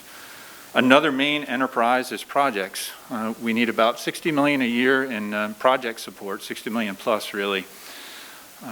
Over the last 5 years, we've developed a very robust project enterprise. And in years past, I don't think that was happening, so we're catching up. And these are the big projects like new roofs and air conditioning and carpet and paint, et cetera. It's a very robust need. We're funded with 3 sources: sales tax, and during this current program, it's been about $18 million per year. That'll go up to $45 million. More about that in just a minute. Then something we call 8% funding, that's bond funding, and then you'll hear the term FCO a lot, fixed cost of ownership, a little bit of money there too. So all that together manages that project enterprise, and that's very, very important. Another enterprise is energy and utility. So I manage all our utility accounts, pay the bills for power and propane and water, et cetera, about $9.9 million annual energy budget. That's down from a few years ago. It was as high as $13 million. We've got some rate cuts, but we've also have an aggressive energy conservation program, and we've done well to get down to $9.9 million for our energy budget. I manage the heating and cooling set points through an automated system in all our schools. There's also a $1.5 million annual water budget for water and stormwater and sewer, et cetera. So all those kind of utility and energy programs are another enterprise. And then finally, environmental. So everything from air and water quality to asbestos and lead and underground storage tanks, hazardous waste, et cetera. I make sure we have safe facilities and we're in regulatory compliance for all those different enterprises. So that's just a quick rundown on the department as a whole. I would like to address a few more pressing or current issues. And the first is maintaining custodial standards. So we have 3 main custodial contracts. Our schools are split up among 3 large custodial vendors. And we have custodial standards that are memorialized in our contracts. We've added some additional standards in light of the coronavirus. Things like additional day porter support. Day porters are the daytime custodial staff that are in the school, so we have additional staff there for that purpose. Like 3 times a day cleaning and sanitizing of restrooms, and 2 times a day cleaning and sanitizing of high-touch surfaces. Every school is fogged once a week. We fog 20% of every school every night, so over a 5-day work week, every school is fogged with a fogging machine. Uses a hydrogen peroxide mist in our facilities strictly after hours when no one is there, but we're doing that. We're also cleaning and sanitizing our playgrounds once a day. And so these are the kind of things, the kind of custodial standards that we've enhanced to deal with the coronavirus. And I think it's helped in making people feel more comfortable sending their children back to school and staff coming back to school, because we said we would increase these standards, and we have. So that's very important for us. The next current issue I'll mention is simply expectations for maintenance. In the 7.5 years I've been here, we have not been able to get above 68% completion in work orders in a 1-week period. So stated another way, if you were to call a carpenter to come to your house to repair something, and he said, well, I'll be there in a week, probably 67% of the time, and it might take 10 days. Now, you'd probably call somebody else, right? But that's the standard we can maintain for getting most of the 45,000 work orders done. 1 week, 67, 68%. We can't seem to move the needle beyond that. And that's largely due to the fact that we have one mechanic per 90,000 square feet. An industry standard is about one mechanic for 70 to 75,000 square feet, so we're just spread thin. We seem to be managing okay, but I wanted you to understand if there are expectations for a quicker response time, we're trying very hard to meet those expectations, but it's very challenging. Every additional mechanic in a shop is one less teacher in a classroom. We fight that continual battle every year, and we understand what we're here for. We're here to educate students, so we do the best we can. The third item I'll mention is the extreme criticality of the continuing capital maintenance program. Mr. Burley and Tom already mentioned the program. So we're in a 6-year program right now from 2017 to 2022. And I'm fortunate enough to be receiving a wedge of that money. About $110 million a year is taken in, and I get about $18 million of that in this current program. In 23, I'll start to receive $45 million, and the need is greater than that. It's about $60 million a year, and there's a backlog. So a program like this didn't exist just 3 to 5 years ago. It just, not at all. There was no money of this kind to do the kind of projects. And there are 13 categories that we track right now. You probably have in your binder, we call it the stoplight chart or the chiclet chart or whatever, the various categories of systems that we maintain through this capital maintenance program are listed there. And I'm adding additional systems as well. So things like doors and paint and restrooms and lighting and HVAC, and we're adding athletic facilities, we're adding perimeter fencing, etc. So there are these various facility systems, and we keep track of those systems year by year. We update this heat map chart, and then we tailor our 6-year capital maintenance plan to address the most pressing needs with the resources that we have. So I want you to know there's a system for keeping track of the condition of the facilities and addressing the facility concerns with the sales tax program. And it's extremely important. As Tom mentioned, very few counties, certainly in this state or in this country, have the ability to collect a sales tax like this, and it makes all the difference, and primarily because it allows the other funding pots to do what they're supposed to do. I get general operating funds that pay salaries and do day-to-day maintenance, and that's what that's for. And if you need to replace an air conditioning system with that money, there really isn't enough to do that well. Something else suffers. The FCO, the Fixed Cost of Ownership program, is for smaller contracts and smaller projects, and there isn't enough to do this big capital maintenance with that money either. So without the capital maintenance program, the sales tax collections, the other pots of money suffer, and none of it works very well. But with this program in place, it all works very, very much better, and we're really fortunate to have it, and I thank you for it. So that's a quick rundown of my department and current issues, and thank you. Thanks, Ron. Yes, sir. Just to do one thing as far as elaborating on what Ron said. So one way that you can take a look at this is an example on the last page of the chiclet chart, all the way at the bottom. We look at Baptist Hill, District 23. If you slide across that, there's a bunch of greens and a bunch of yellows. So the yellow would indicate that, hey, let's hope there's something going to happen out there and then in the next couple of years. If you go to this spreadsheet, this was the first one under facilities. Those schools are in alphabetical order. If you get back to page, let me just quickly get to Baptist Hill. Page 1, I think. Page 1, Baptist Hill, which is the third page in the group, about 3/4 of the way down. Right. Baptist Hill, you'll see the columns across the top are the years, year 1 through 6, and you can see the amount of money invested within that school across that 6-year period. And Baptist Hill has got a bunch of funds invested in year 2 and 3, and there's going to be a bunch of funds invested in year 4 and year 5. The hope is that year 4, year 5 money will bring the overall systems up at Baptist Hill back up to green. Mm-hmm. So on the far left shows you what building systems being done, electrical, HVAC, et cetera. So you can use this chiclet chart to look at a school and then look at the work that's being done, has been done in the school, and what will be done in the school. I'll also point out that the schools that are heavy red on the chiclet chart are schools that are closed. So you see red at the top, Lincoln, McClellanville, Schroeder, Blaney, those are schools that are not active, and so we're not wanting to invest a significant amount of money into a school that's not being utilized at this point. Sir. All right. So. Yes, ma'am. No. I'm just curious then why we have budgeted so much money for HVAC system at Schroeder. Let's take a look. How about we have Mr. Crumps take a look at that? Not right this second, but Okay, Ron, we'll that's fine. So, get yeah. back. I'll, You can answer later, I'm just curious. yep. Okay, last on the list for today. The fourth of the Elite Eight. And this is the one you've all been waiting for. Nursing Services, Ellen Nitz, please take it away. Hi, good afternoon. As Jeff just stated, my name is Ellen Nitz. I'm the Director of Nursing Services, and I'm very pleased to be here today to talk to you about my department.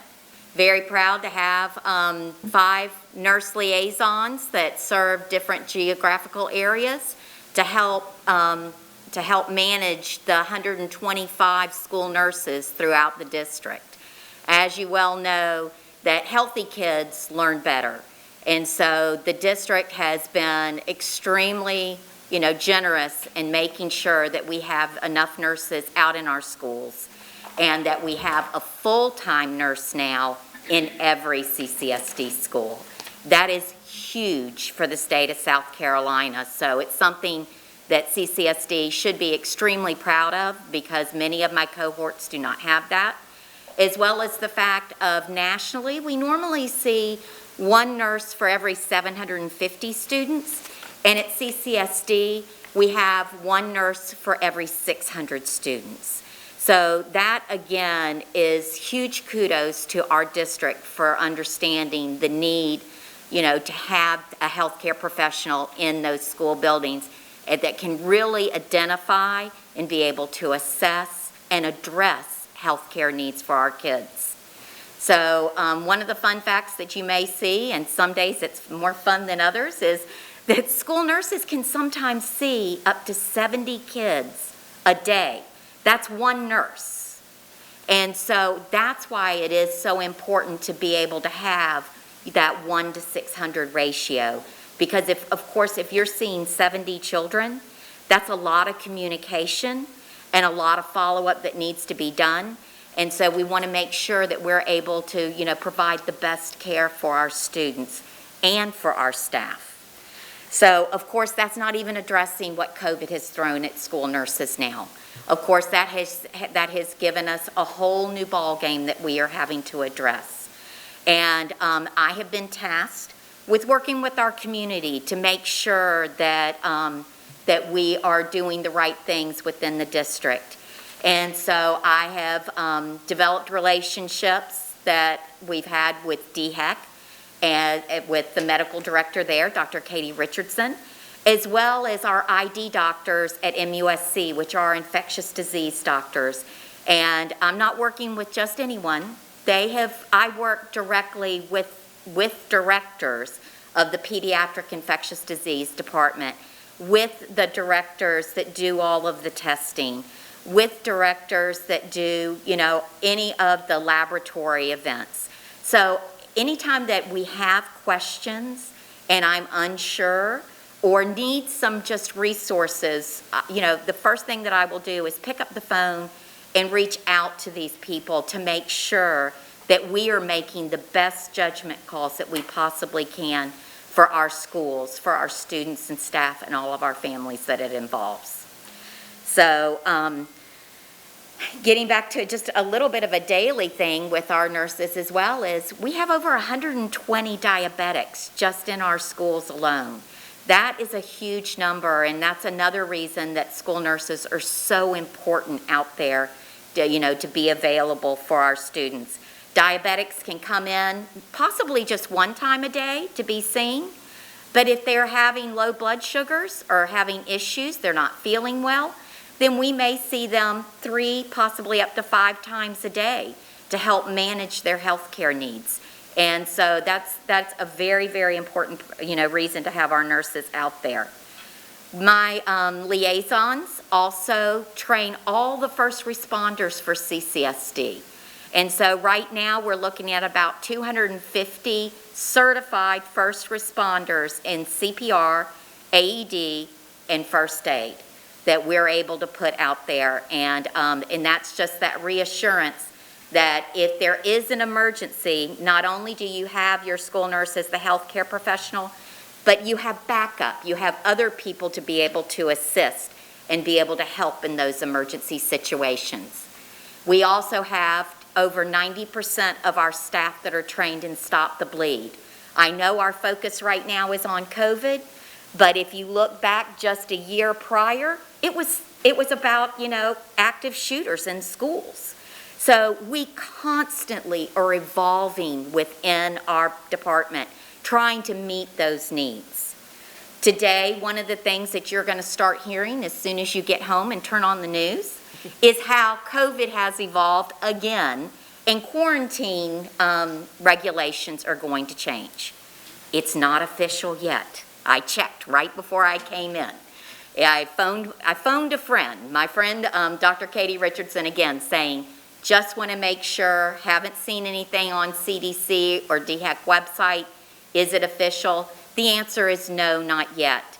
So once we get that, we know that our quarantine rules are going to change again. And again, my staff will evolve to that, and we will make sure that we, start using the new criteria. I know it gets confusing out in the community. I know with you guys being here, you get a lot of questions at all times about why are they doing things this way or why are they doing it that way. Know that we plant our feet steadfast in the ground, making sure that we always follow DHEC protocol. And why DHEC? Because they are our local health department. They get their regulations from the CDC. Of course, what's happening here in South Carolina, or even in the low country when you pare it down, is not going to be the same as what's happening in New York or California. So, you really have to look at what your local health department is really saying and what you need to do. As I told you how busy my school nurses are in their clinics, I did not want to task them with having to do the contact tracing. It is a lot of time and a lot of effort. And so I wanted to make sure they were able to focus on those 70-plus kids, those 120 diabetics, whatever those needs were, that they were going to be doing the assessments in their schools for the kids that may, become sick during the day, or for the staff. So what we have done is we have developed a system here at CCSD that when we find out if there's a positive case or if it's a close contact, that the principal, and sometimes the nurse, depending upon if they've seen the child, would fill out that contact tracing form. It is a reporting form, very, very detailed. And when they do that, they send it into one of our generic emails that we've labeled COVID-19 reporting. My team of liaisons, as well as I have another nurse that has ADA accommodations for underlying illness that works at my office, and then my immunization coordinator. We all right now, including myself, will go through that the email each day, making sure that we try to address them as quickly as possible.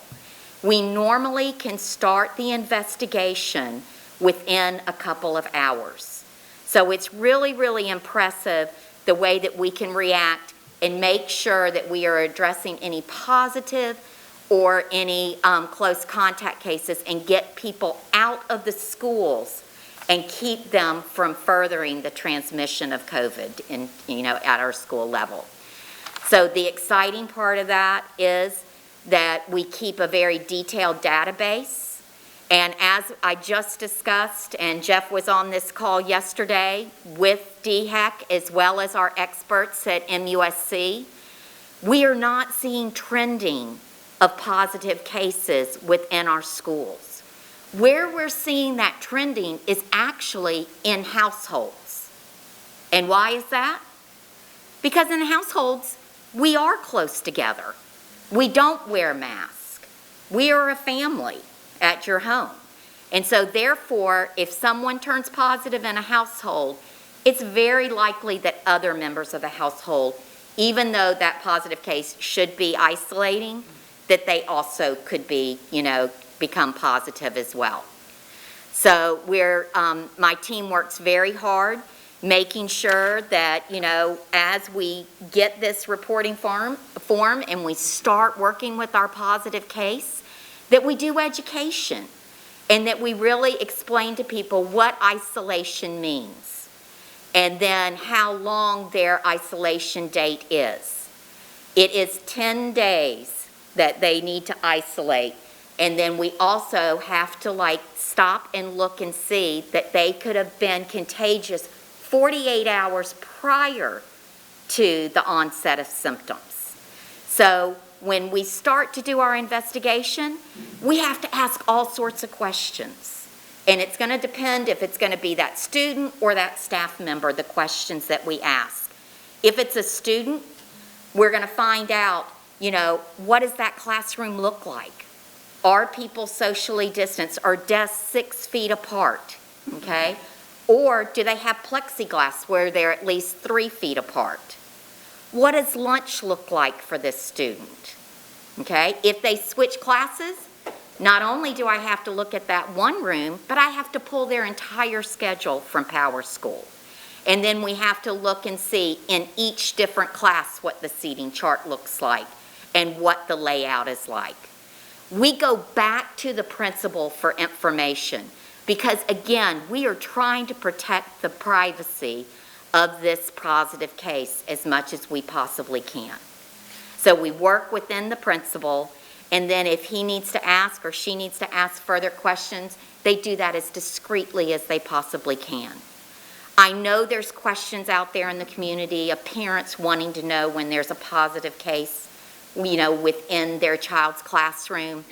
But if you knew, as I described, the detail that we go into with this, we contact every individual that is involved as a close contact. And therefore, we don't have to go and contact the entire classroom. We're dealing directly with those who are identified. So, and again, each person is given quarantine dates. They're given education on how to quarantine, correctly as a close contact. And then we also follow everything up that we've done on the phone with an email to that person, letting them know. We then will email the principal, letting them know what the return date would be for that particular person. We follow up with an email to facilities, letting them know what cleaning needs to be done and in what rooms that were involved. And then we follow up from there into up to benefits for our staff members, so that way they're able to file for any of the leave that they qualify for. So again, it's an extremely involved process, but we are dedicated to this. I have an after-hours team because what we have found is that many times we don't get a lot of these reports done until midday, end of the day. So I have another team of nurses that work from 5 to 9 o'clock every night, as well as one of the liaisons or myself also being the lead for that, so that we can make sure that we have good, consistent information going out to everyone. And then we, of course, at the end document everything that we do to ensure that we are looking at trending. And I share that data with DHEC and with our infectious disease doctors at MUSC. So it's not just my eyes looking at it. I have experts that have, studied for years in epidemiology, so that they are certain that we're not missing anything as well. So that's a little bit about contact tracing. Some of the current issues that I am a little worried about is I do have to employ people after hours and on weekends to do this job, so I know that, that I am going to need a little bit more budget for that. But I think that it is something that helps to keep us in the schools, and that, anyone that has dealt with my staff, I think that they have felt that we have been very thorough and helpful, and most people will say, thank you so much for your time. You've made me feel better. I feel, I feel like I know more now, feel more comfortable with the situation. And then the other challenge that I have is because so much of our time and efforts have been just geared towards COVID, it's taken away from some of our other needs, such as flu vaccinations for our kids. So I'm working very diligently with DHEC, and we are trying to make sure that we have opportunities for our kids to be able to have flu clinics through a drive-through system in different areas. And my plan is to be able to have it in 5 geographical areas so that, parents would be able to just drive by, get those vaccinations, keep our kids as healthy as we possibly can. So, and I'm trying to think if there was anything else. Oh, testing. Sorry, I apologize. Just to bring you up to date on the testing, we're very excited that we also have partnered with MUSC, and we now have saliva testing in all of our schools. So what that means is where most people would have to have the invasive test of the nasal pharyngeal swab up the nose, we now have a very simplistic saliva test that they spit into the cup, and it's a PCR test, which is more accurate. And then we have those results normally in 24 to 48 hours. I am sure that you have also heard that the governor, has released the rapid antigen testing. We do want to participate in that as well, and we are going to be picking up those test kits tomorrow in Columbia. I am working again very diligently to work to iron out all the extra details that are behind that, such as biohazard waste, that that we will have to have, a program for that set up. And I've been working with Columbia all day today trying to get that completed. So, our goal is that when a symptomatic child or staff walks into our clinic, we can do that rapid test, and then within a 15-minute period, we would have the answer. If they're positive, that's great. We know that we need to go ahead and get that child home and start our contact tracing right away. If they are negative, it could be because there is not the same percentage of sensitivity with a rapid test that you would have with the PCR. We may, at that time, we would then move to the saliva test, be able to conduct that test and have that result back in 12 to 24 hours. So this is something that's very exciting as resource tools, for our community to be able to have. Is it perfect? No, testing is not perfect. As I talk to ID doctors and they say, look at the NFL, and those players are tested every single day and they still have outbreaks. There's no way to make it perfect, but we're trying to do the layers of protection, just as Jeff, mentioned before. And the more layers that we can have for our students and staff, the better off we are. Thanks, Ellen. I did want to point out a couple things piggybacking on to what Ellen said. I know one of the common questions will be, when are we going to start the rapid testing? Ellen worked with MUSC to develop the saliva testing protocol that protects the nurses, gets things done right. That took some time to develop. We do not have this document for the antigen test yet, and so that will be a key factor in addition to the disposal requirements that Ellen mentioned. I did want to expand upon a couple of comments from our medical experts at DHEC and MUSC and the discussions we had with them yesterday. Comments across the board: the community rate right now should not trigger school closing, and there's no, as Ellen mentioned, there's no correlation in the transmission within the cases in our school that show a student-to-student or student-to-faculty issue. So we're looking really good in our schools. And I do want to do one last thing in bragging on Ellen's group. Her ability to contact trace, her staff's ability to contact trace, both her and her staff, is really huge compared to what we're seeing across the state. When we were all virtual in the spring, Ellen's team had volunteered to learn this from DHEC and volunteered to do contact tracing for DHEC, and that put us in a position to be able to do this once school started, and that's been huge. I would say within 2 to 3 hours on most cases, they've got that contact tracing done, and I've talked to people around the state, around the country, it's taken days to get contact tracing done, and so that really is representative of the quality of work that her and her staff are doing. Before I open it to questions, we finished a little bit early, I'll go back to the last question from Dr. French on the expenditures at Schroeder. There was indeed a $28,000 expense in year 3 out of the $100 million program. And I would suspect with Baptist Hill out of school at 225, one of their basketball teams is using that gym that the air conditioning was worked on with those funds. So Schroeder, although it's closed, we do use a portion of that facility both for Parks and Rec and for Baptist Hill. So Exactly. that's where we stood on that one. Any questions? You probably got a lot of them, right? Let's start with Dr. French. Jeff, are you not doing transportation? Oh, I'm sorry. Man, I'm sorry. I forgot about you. I thought we were done. Yeah, now I'm behind. No, I'm not behind yet. You're good. I'll keep it brief. I forget about transportation. I'm sorry. Good pickup, Natalie. Thanks. James Lynch, transportation.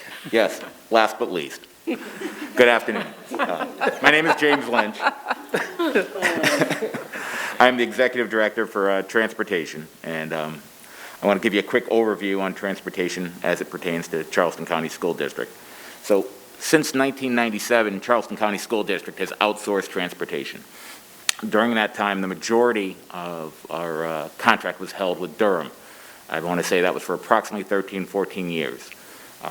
We recently went a separate way, and we started a contract with First Student after a tumultuous breakup, and we signed that contract in August of this year, thanks to Natalie's efforts and her group. So anyway, currently right now, my team consists of 7 members. There's 1 officer, 2 managers, and 4 technicians. One of the big changes that we made with transportation was bringing routing in-house. Typically in the past, routing was always done by our vendors. One of the things that we felt would give us more control was bringing routing in-house and having it controlled by district. Therefore, we're routing based on our needs, not on the needs of the contractor. Currently, right now, we have approximately 401 routes that we operate on a daily basis. That translates to about 1,400 runs per day.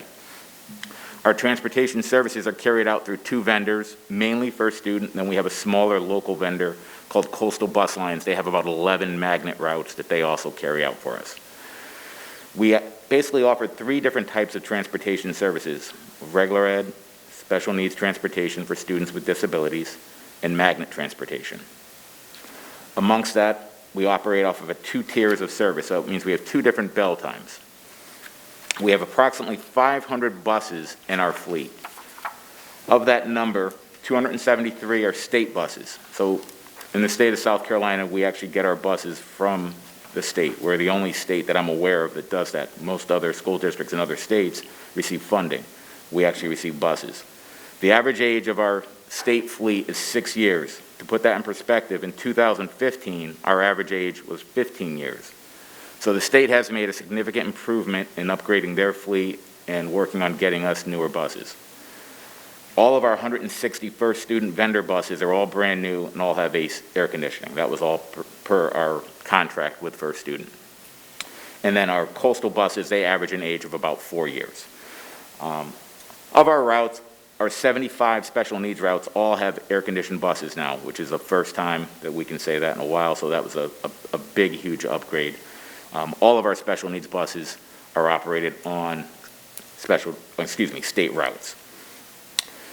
Rough cost for approximately $73,000, that's what it costs for us to add a bus to a route. Again, that's an approximate cost.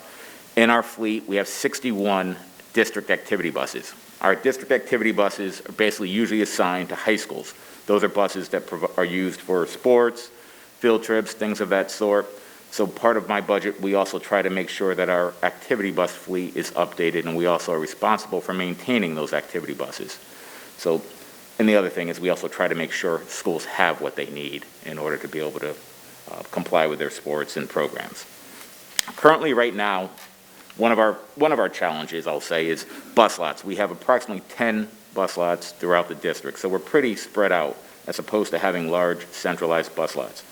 It creates a challenge when it comes for our vendors to manage their personnel because now they have to spread out. Anytime we have to have fueling operations or quick fix repairs, it makes it more difficult in having our bus lots spread out so far. The new D2 bus lot is scheduled to open in June 2021. That's going to be the new bus lot on Faison. That will help us consolidate a couple of our bus lots in the Mount Pleasant area. We are still in desperate need of a District 3 bus lot. Right now, we're currently operating in a temporary manner out of James Island Charter High School. And basically, overall, if we were to be able to consolidate bus lots further, it would certainly help us overall with being able to better serve our students. Right now, some of our current issues that we're obviously faced with, as we've heard a lot today, is COVID. That's obviously one of the biggest concerns with many of our parents today. And so what we've basically adapted were COVID protocols that were recommended by the state and through DHEC.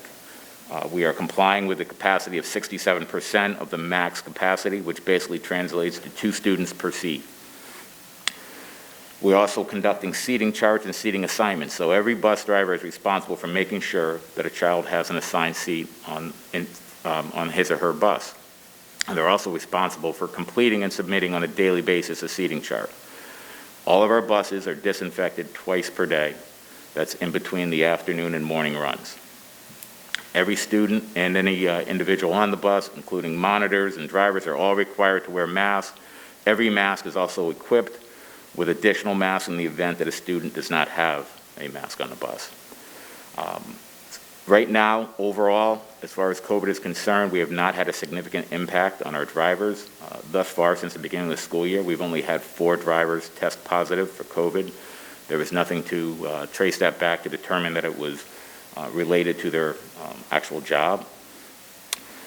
So right now, overall, we're doing fairly well, in my opinion, as far as COVID is concerned. We have had maybe 12 routes that we've had to revise as a result of maintaining that capacity standard, which out of 400 bus routes is not bad at all. One of the things that we monitor on a regular basis is our capacity. We want to make sure that we stay ahead of that. We meet with first student on a weekly basis, and one of the things that we have them do is make sure they're tracking their head counts so that as a bus starts to approach that capacity limit, we start to make plans to offset so we don't end up in a situation where we're ever over capacity. They follow the same protocols for their drivers. If they test positive, they make sure they have to notify us, and the information is related to nursing services. We also provide support to Ellen's group when it comes to contact tracing, trying to confirm and determine where a student is seated on a bus. Part of our budget also, our FCO budget, deals with camera replacement and upgrade. So all of our buses are equipped with cameras, and they also have hard drives on those buses as well. So all 400 buses have cameras, and we're in the process each year of trying to upgrade our hard drives and upgrade our cameras. We also now have the ability to conduct wireless uploads of our videos. So anytime a school or security or anyone needs access to our video, they simply send us a request, and we can upload the video wirelessly and get that video to them in a short time frame. That's about it right now for me as far as transportation goes. If anyone has any questions, let me know. Thanks, James. Let me just close our portion with talking about, and it started on the first slide where we mentioned fixed cost of ownership. James's last bullet was about cameras. In February, I will come to y'all with the annual fixed cost of ownership budget request. And that's using 8% bond money, and we've broken that request up by program. So as examples, transportation will come in with activity bus replacements, camera replacements. Ron will come in with playgrounds. Tom will come in with replacement of some of his equipment. We'll also have learning services items in there like musical instruments from the fine arts program, software requests. Again, that'll come to you in February for board approval for the following fiscal year. It's a very large program. Totally about $35 million a year gets spread out among those programs. So Now we've got everybody, right, for today? Once again, I'm sorry, James. It's okay. And I think we do have a few minutes. We got a few minutes for questions. Yep, we're still done early. Dr. French. All right, so I think everybody has told me that I'm the COVID person. I have been, I'm really glad that you're here, Ms. Nitz, and I hope I'm saying it right, isn't it? Nitz, yes, ma'am. Because, oh, I'm so sorry. Yep, here's my mic. I had a couple of questions just to clarify with you. Is there ever a situation where a teacher wouldn't be involved in contact tracing in their classroom? So very often the teacher is not involved. So it really is going to take, it's an individualized basis. So what we first do is if it is a student that is the positive case, then again, it's the principal that is our contact. We don't go directly to that teacher normally. I'm not going to say never. It also depends on the age group that we're talking about. Because, of course, an older child would be able to be a better historian than a young child would be. But the principal, of course, pretty much knows how different classrooms are run. And at that point, if a child was identified as the positive case, we would then look at the cohorts around them, if they, how the table design was, if there was that 3-foot distancing with plexiglass, if there was, if it's a younger class, it wouldn't, they probably wouldn't have the 6-foot spacing, but if it was an older, a middle school or high school, they may. And then from there, we would determine if we have enough information. If that principal doesn't know, he's going to go to the teacher to find out a little bit more about that. But again, it's all about trying to be as discreet as we possibly can with this healthcare information, keeping things as confidential as we possibly can. And so I'm not going to say a teacher is never, included, but they're not always included by any means. Okay, but if it's difficult to tell the situation in the classroom without talking to the teacher, would the teacher be, the teacher's a school official too, and they know how to keep privacy. So I'm just hoping that they would be involved if it's needed. Yes, whenever it is deemed necessary, we would include them.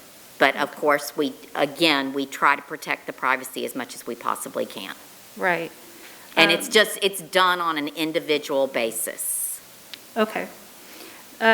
Another question that I had was about the rapid testing, and so I realize you don't have the kits yet, and maybe you don't have all the information, but if you don't have it today, I hope you'll get it to us soon.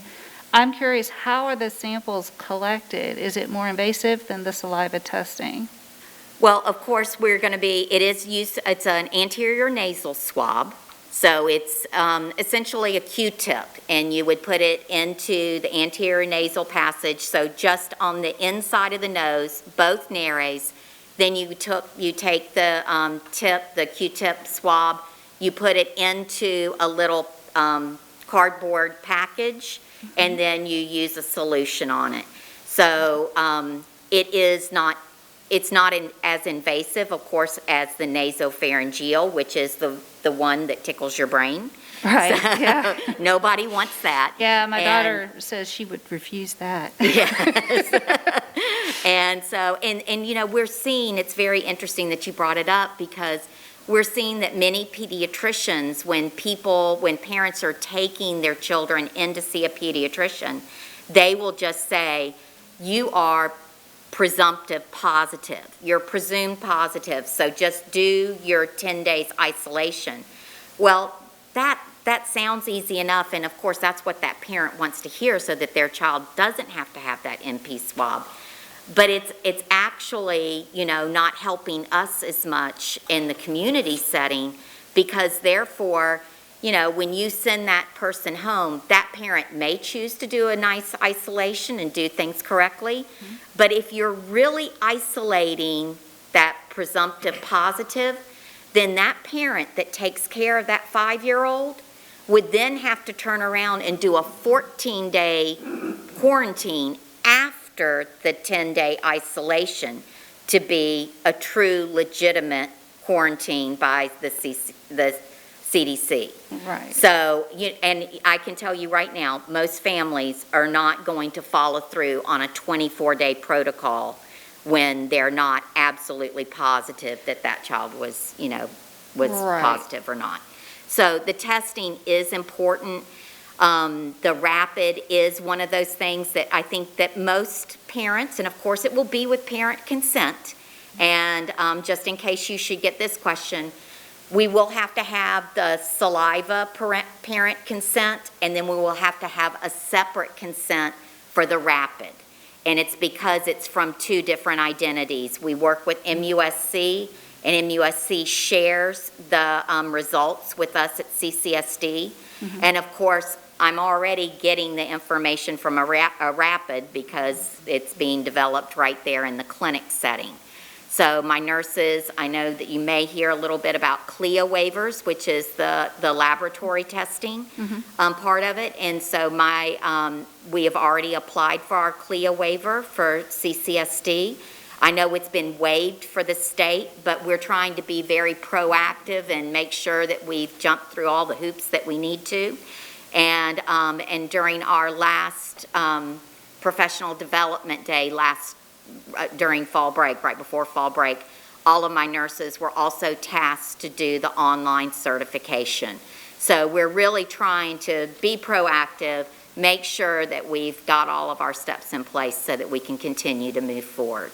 That's great. I'm glad you're doing the waivers for both tests. And one of the things that I'm concerned about is that how much longer are school staff going to have to be exposed to the potentially positive child when they have to do the rapid test and they have to do the saliva test, perhaps. And you can't get the consents done until the parent arrives. Correct. So there's also just this aspect of there's a lot more time that staff may be exposed to an infected person. And since adults have higher risk, concern for the nurses is one of the things that I think about, and you don't want your nurses out because you need them to help your students. You're absolutely right on all those facts. And thank you for bringing that up because facilities and Jeff Barowie, which by the way, I'm the newest member to the operations team.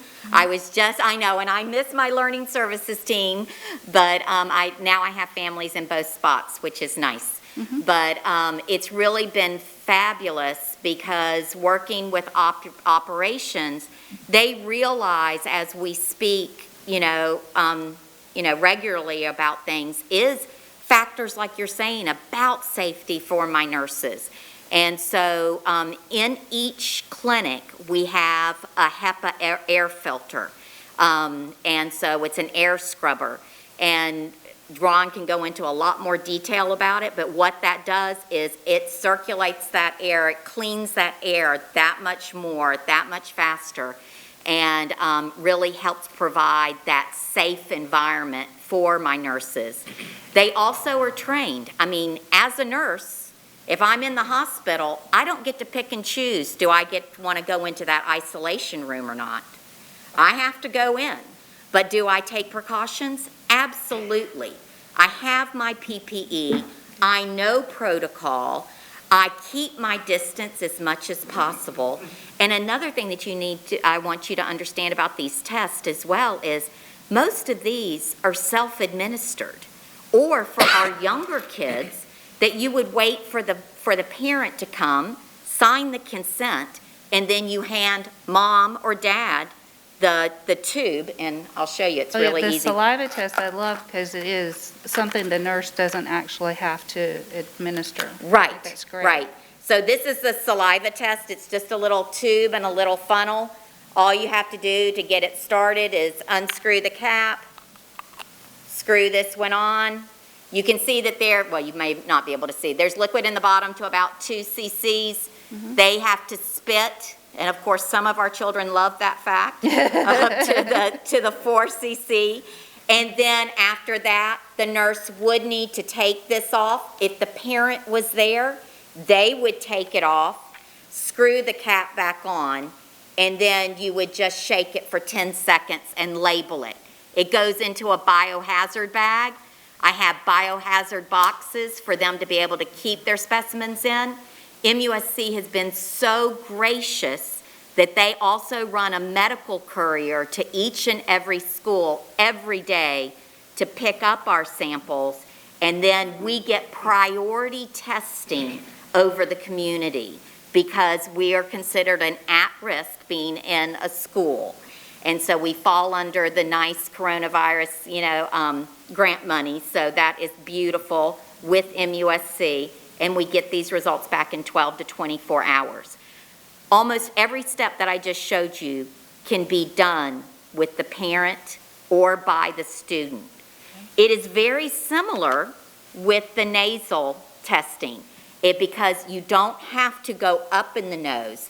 It is a supervised test, and that's extremely important.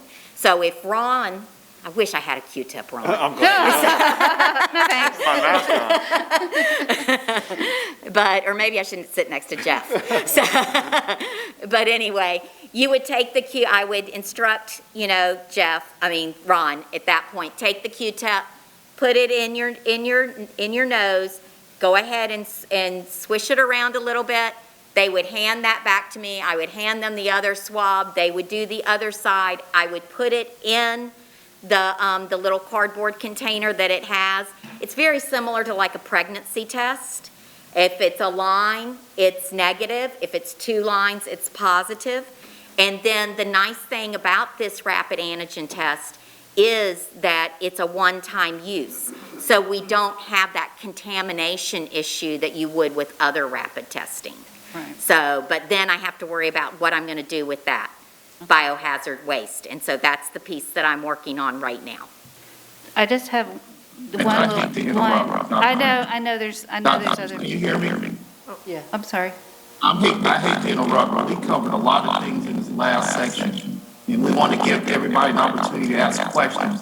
So can you let somebody, can we go to the other board members, and if they don't ask the questions that you want covered, if you can then submit those questions to the superintendent for answering. For the interest of time, we're running very long, and the other board members have not had an opportunity to ask any questions, so we can cover a number of subjects. I understand that COVID is one of the most pressing things that we have going on right now, but I want to give everybody an opportunity to ask some questions because we've already run over the red clock time. Thank you for the transparency. I think parents will really appreciate it. Sure. Feel free to contact me anytime. All right, Dr. Frazier? Yes, I have 3 quick questions. And my first question is, how will you continue the efforts that the superintendent has imposed upon the district to diversify at your administrative level in hiring and also in how you administer your contracts?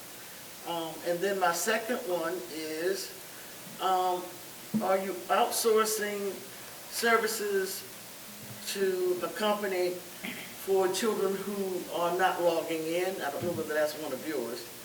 And then how do we prioritize our capital program projects? Because you can just go from across the bridge to where I live in District 23 and see the disparities in building projects and how we determine who gets a new school, who gets a new air conditioner, and so forth. All right, so pretty broad coverage. Let me try to capture each one. The first one is I'm very proud of our approach on diversity within operations. My last 3 direct hires were minorities. So my personal last 3 hires were minorities, and I'm proud of that. And it's not that I go out and pick minorities.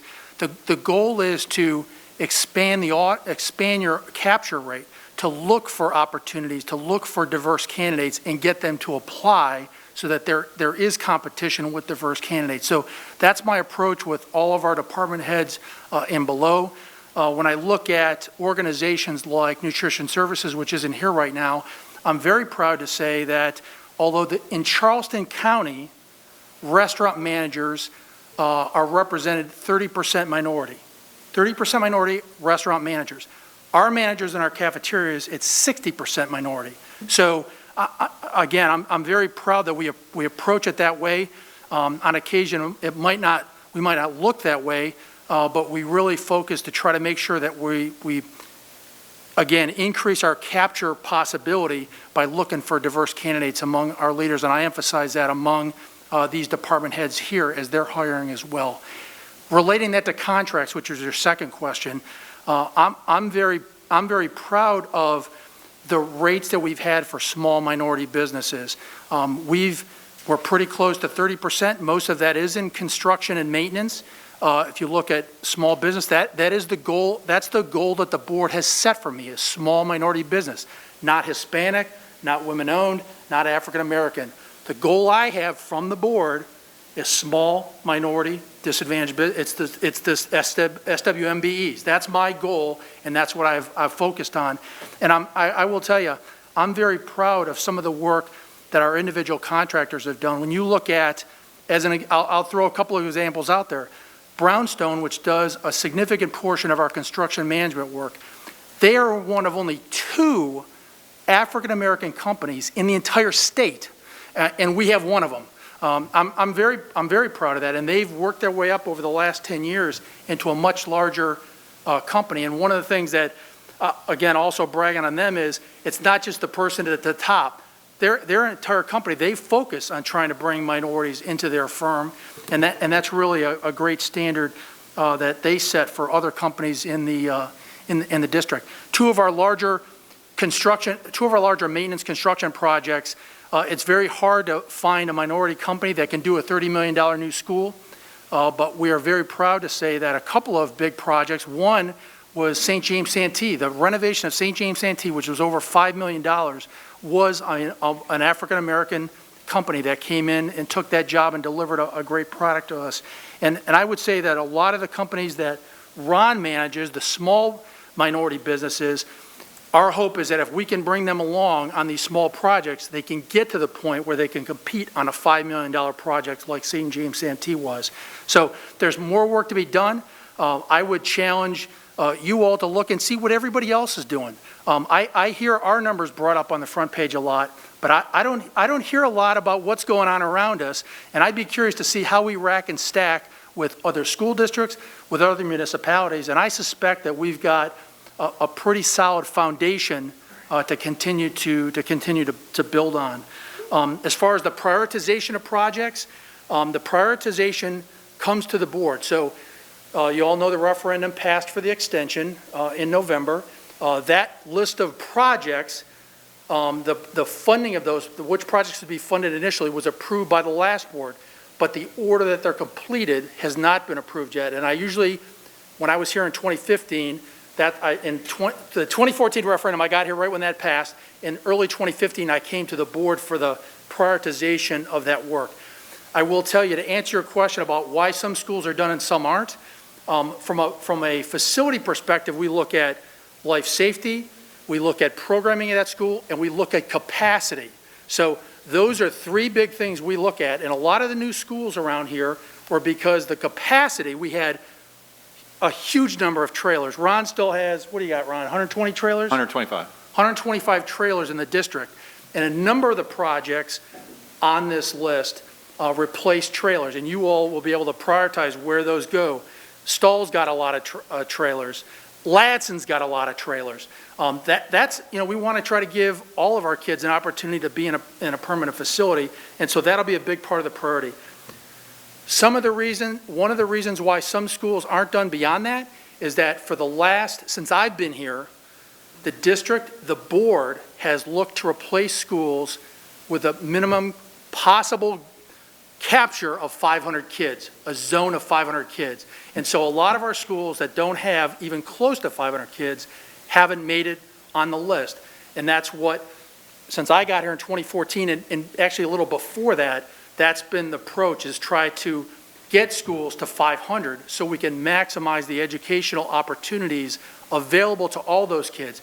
When you look at a school of 200 compared to a school of 1,000, the per pupil cost in most of those schools, there's a huge disparity. Those smaller schools have a lot more money per kid than the larger schools, and those larger schools in many cases have more programs to offer because you can fill a class.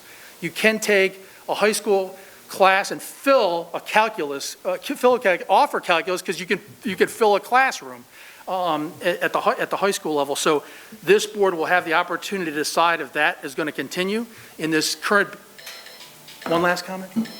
In this current building program, one of the key projects, and this board will have to decide if they want to move that forward. The last board voted it as a mission critical project, is taking 3 small schools on Dorchester Road within 2.5 miles of each other and building a large campus and an early ed center to replace 3 schools built between the 1950s and the late 60s and put them on one campus.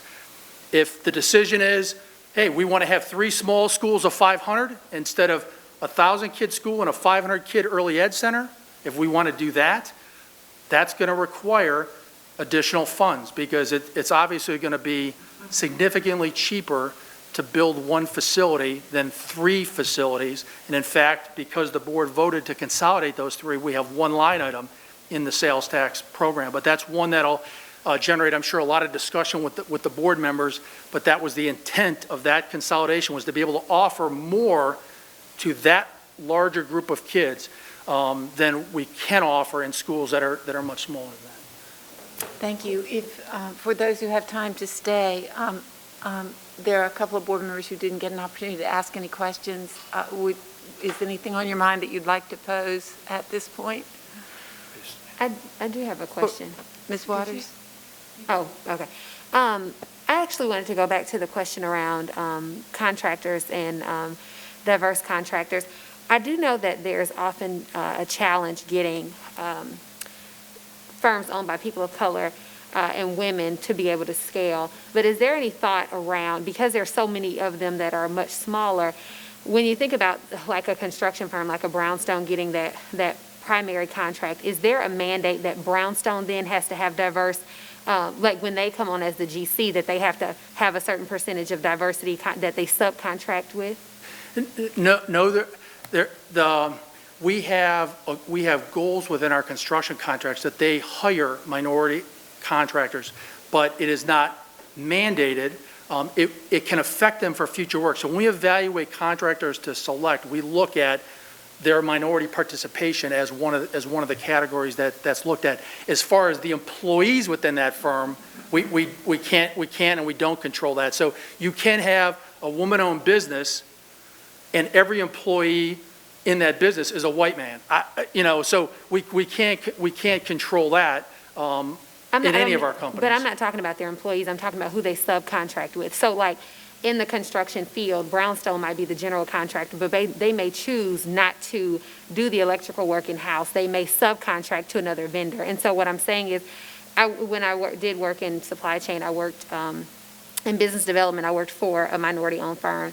And one of the big trends that like the automotive groups do is that Toyota may give the HR contract to a particular group, but that group may not handle all the work. They may subcontract out. And so then those tier 1 companies have an onus to have diversity spend when they subcontract to tier 2 companies. And so I'm talking about the vendors, not the employees. Right, and that's what we did with Brownstone. Brownstone is right now a subcontractor. So we hired a firm to run construction management. Gotcha. We required them to bring in a minority partner. They showed us who they were going to bring in and what percentage of work that minority firm was going to get. And that was one of the selection criteria in which Brownstone was awarded that. Well, Cumming was awarded the contract, but Brownstone was their key subcontractor in that perspective. So we do have. Same on the maintenance side, we have Atlantic Yep. South. And on the maintenance side, they were required to bring in a vendor, and Atlantic South is the minority vendor on Ron's side, on the maintenance side. And then the contractor's ability to meet the goals that are requested in the contract is used as a criterion when the award of the next contract is considered. So you can't require certain things, but you can ask that a goal be met. And if they meet or exceed the goal, then that's taken into consideration when the next round of contracts is awarded. Gotcha. Thank And if you. they don't, that's also taken into consideration. Did that address the question sufficiently? It did. For this setting? Yeah, right. Thank you. Thank you. Mrs. Herderick? I just have one quick COVID question. Yes. if you have a nurse out, do you have the appropriate support to keep one nurse in that school, or are you having to rotate nurses? So what we are doing at this time, trying to be as cost efficient as we can.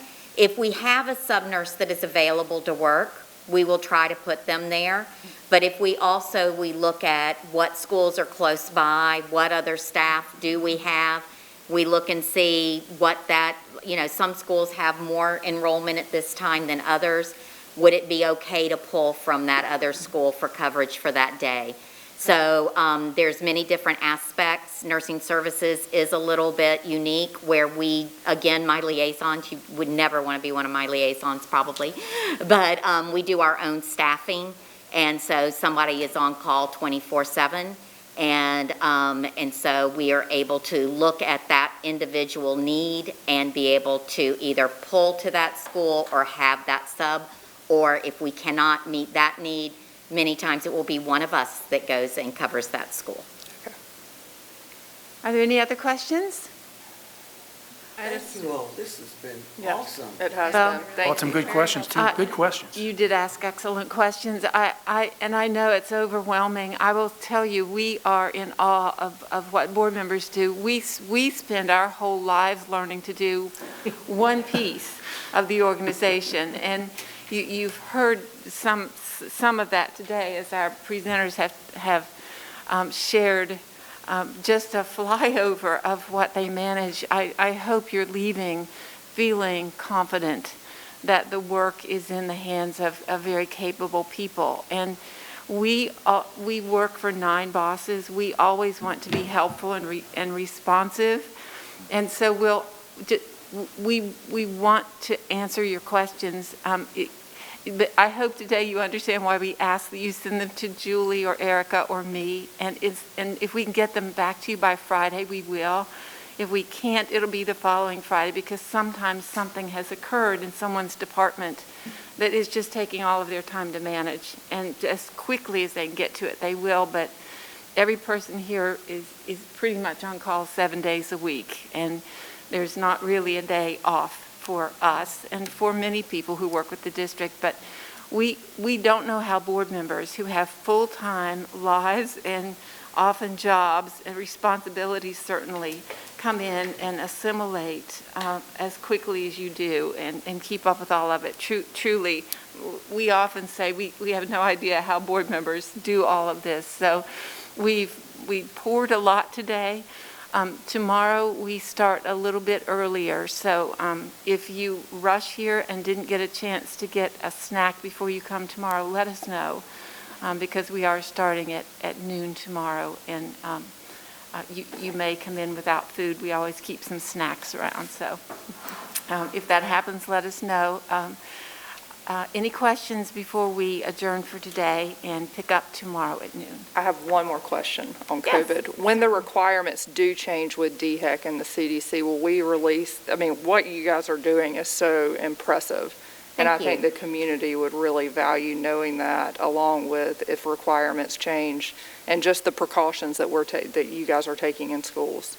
Right, so on the district website, we do have the Safe Restart that pretty much, that goes over everything that, we have discussed. But when we do get an update, what I have done in the past is I pass it along to our communications, and they feed it out to our principals and to the staff so that everybody is on board and they know the updates. And just so that you will be clear with this new, and I expect this new update to come within the next 24 to 48 hours with the quarantine rules. So ever evolving. So I don't know at this time if we will move forward with like quarantine dates, or if DHEC, I will have to have a conversation and find out with them, do we let our existing people that are in quarantine meet these rules? It's going to be tough because, as you well know, our testing has ramped up after the holidays. So we're talking about a larger number of close contacts. And so I will get feedback from my medical experts on what to do. And then as far as pushing that out, I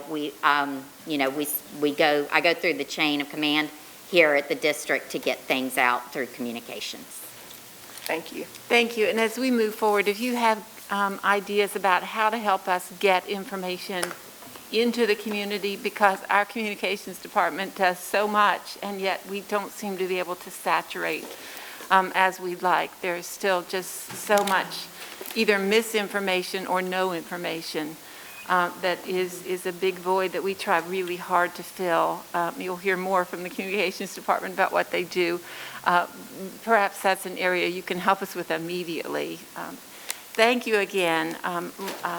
If there are no further questions, we stand adjourned for today. Thanks.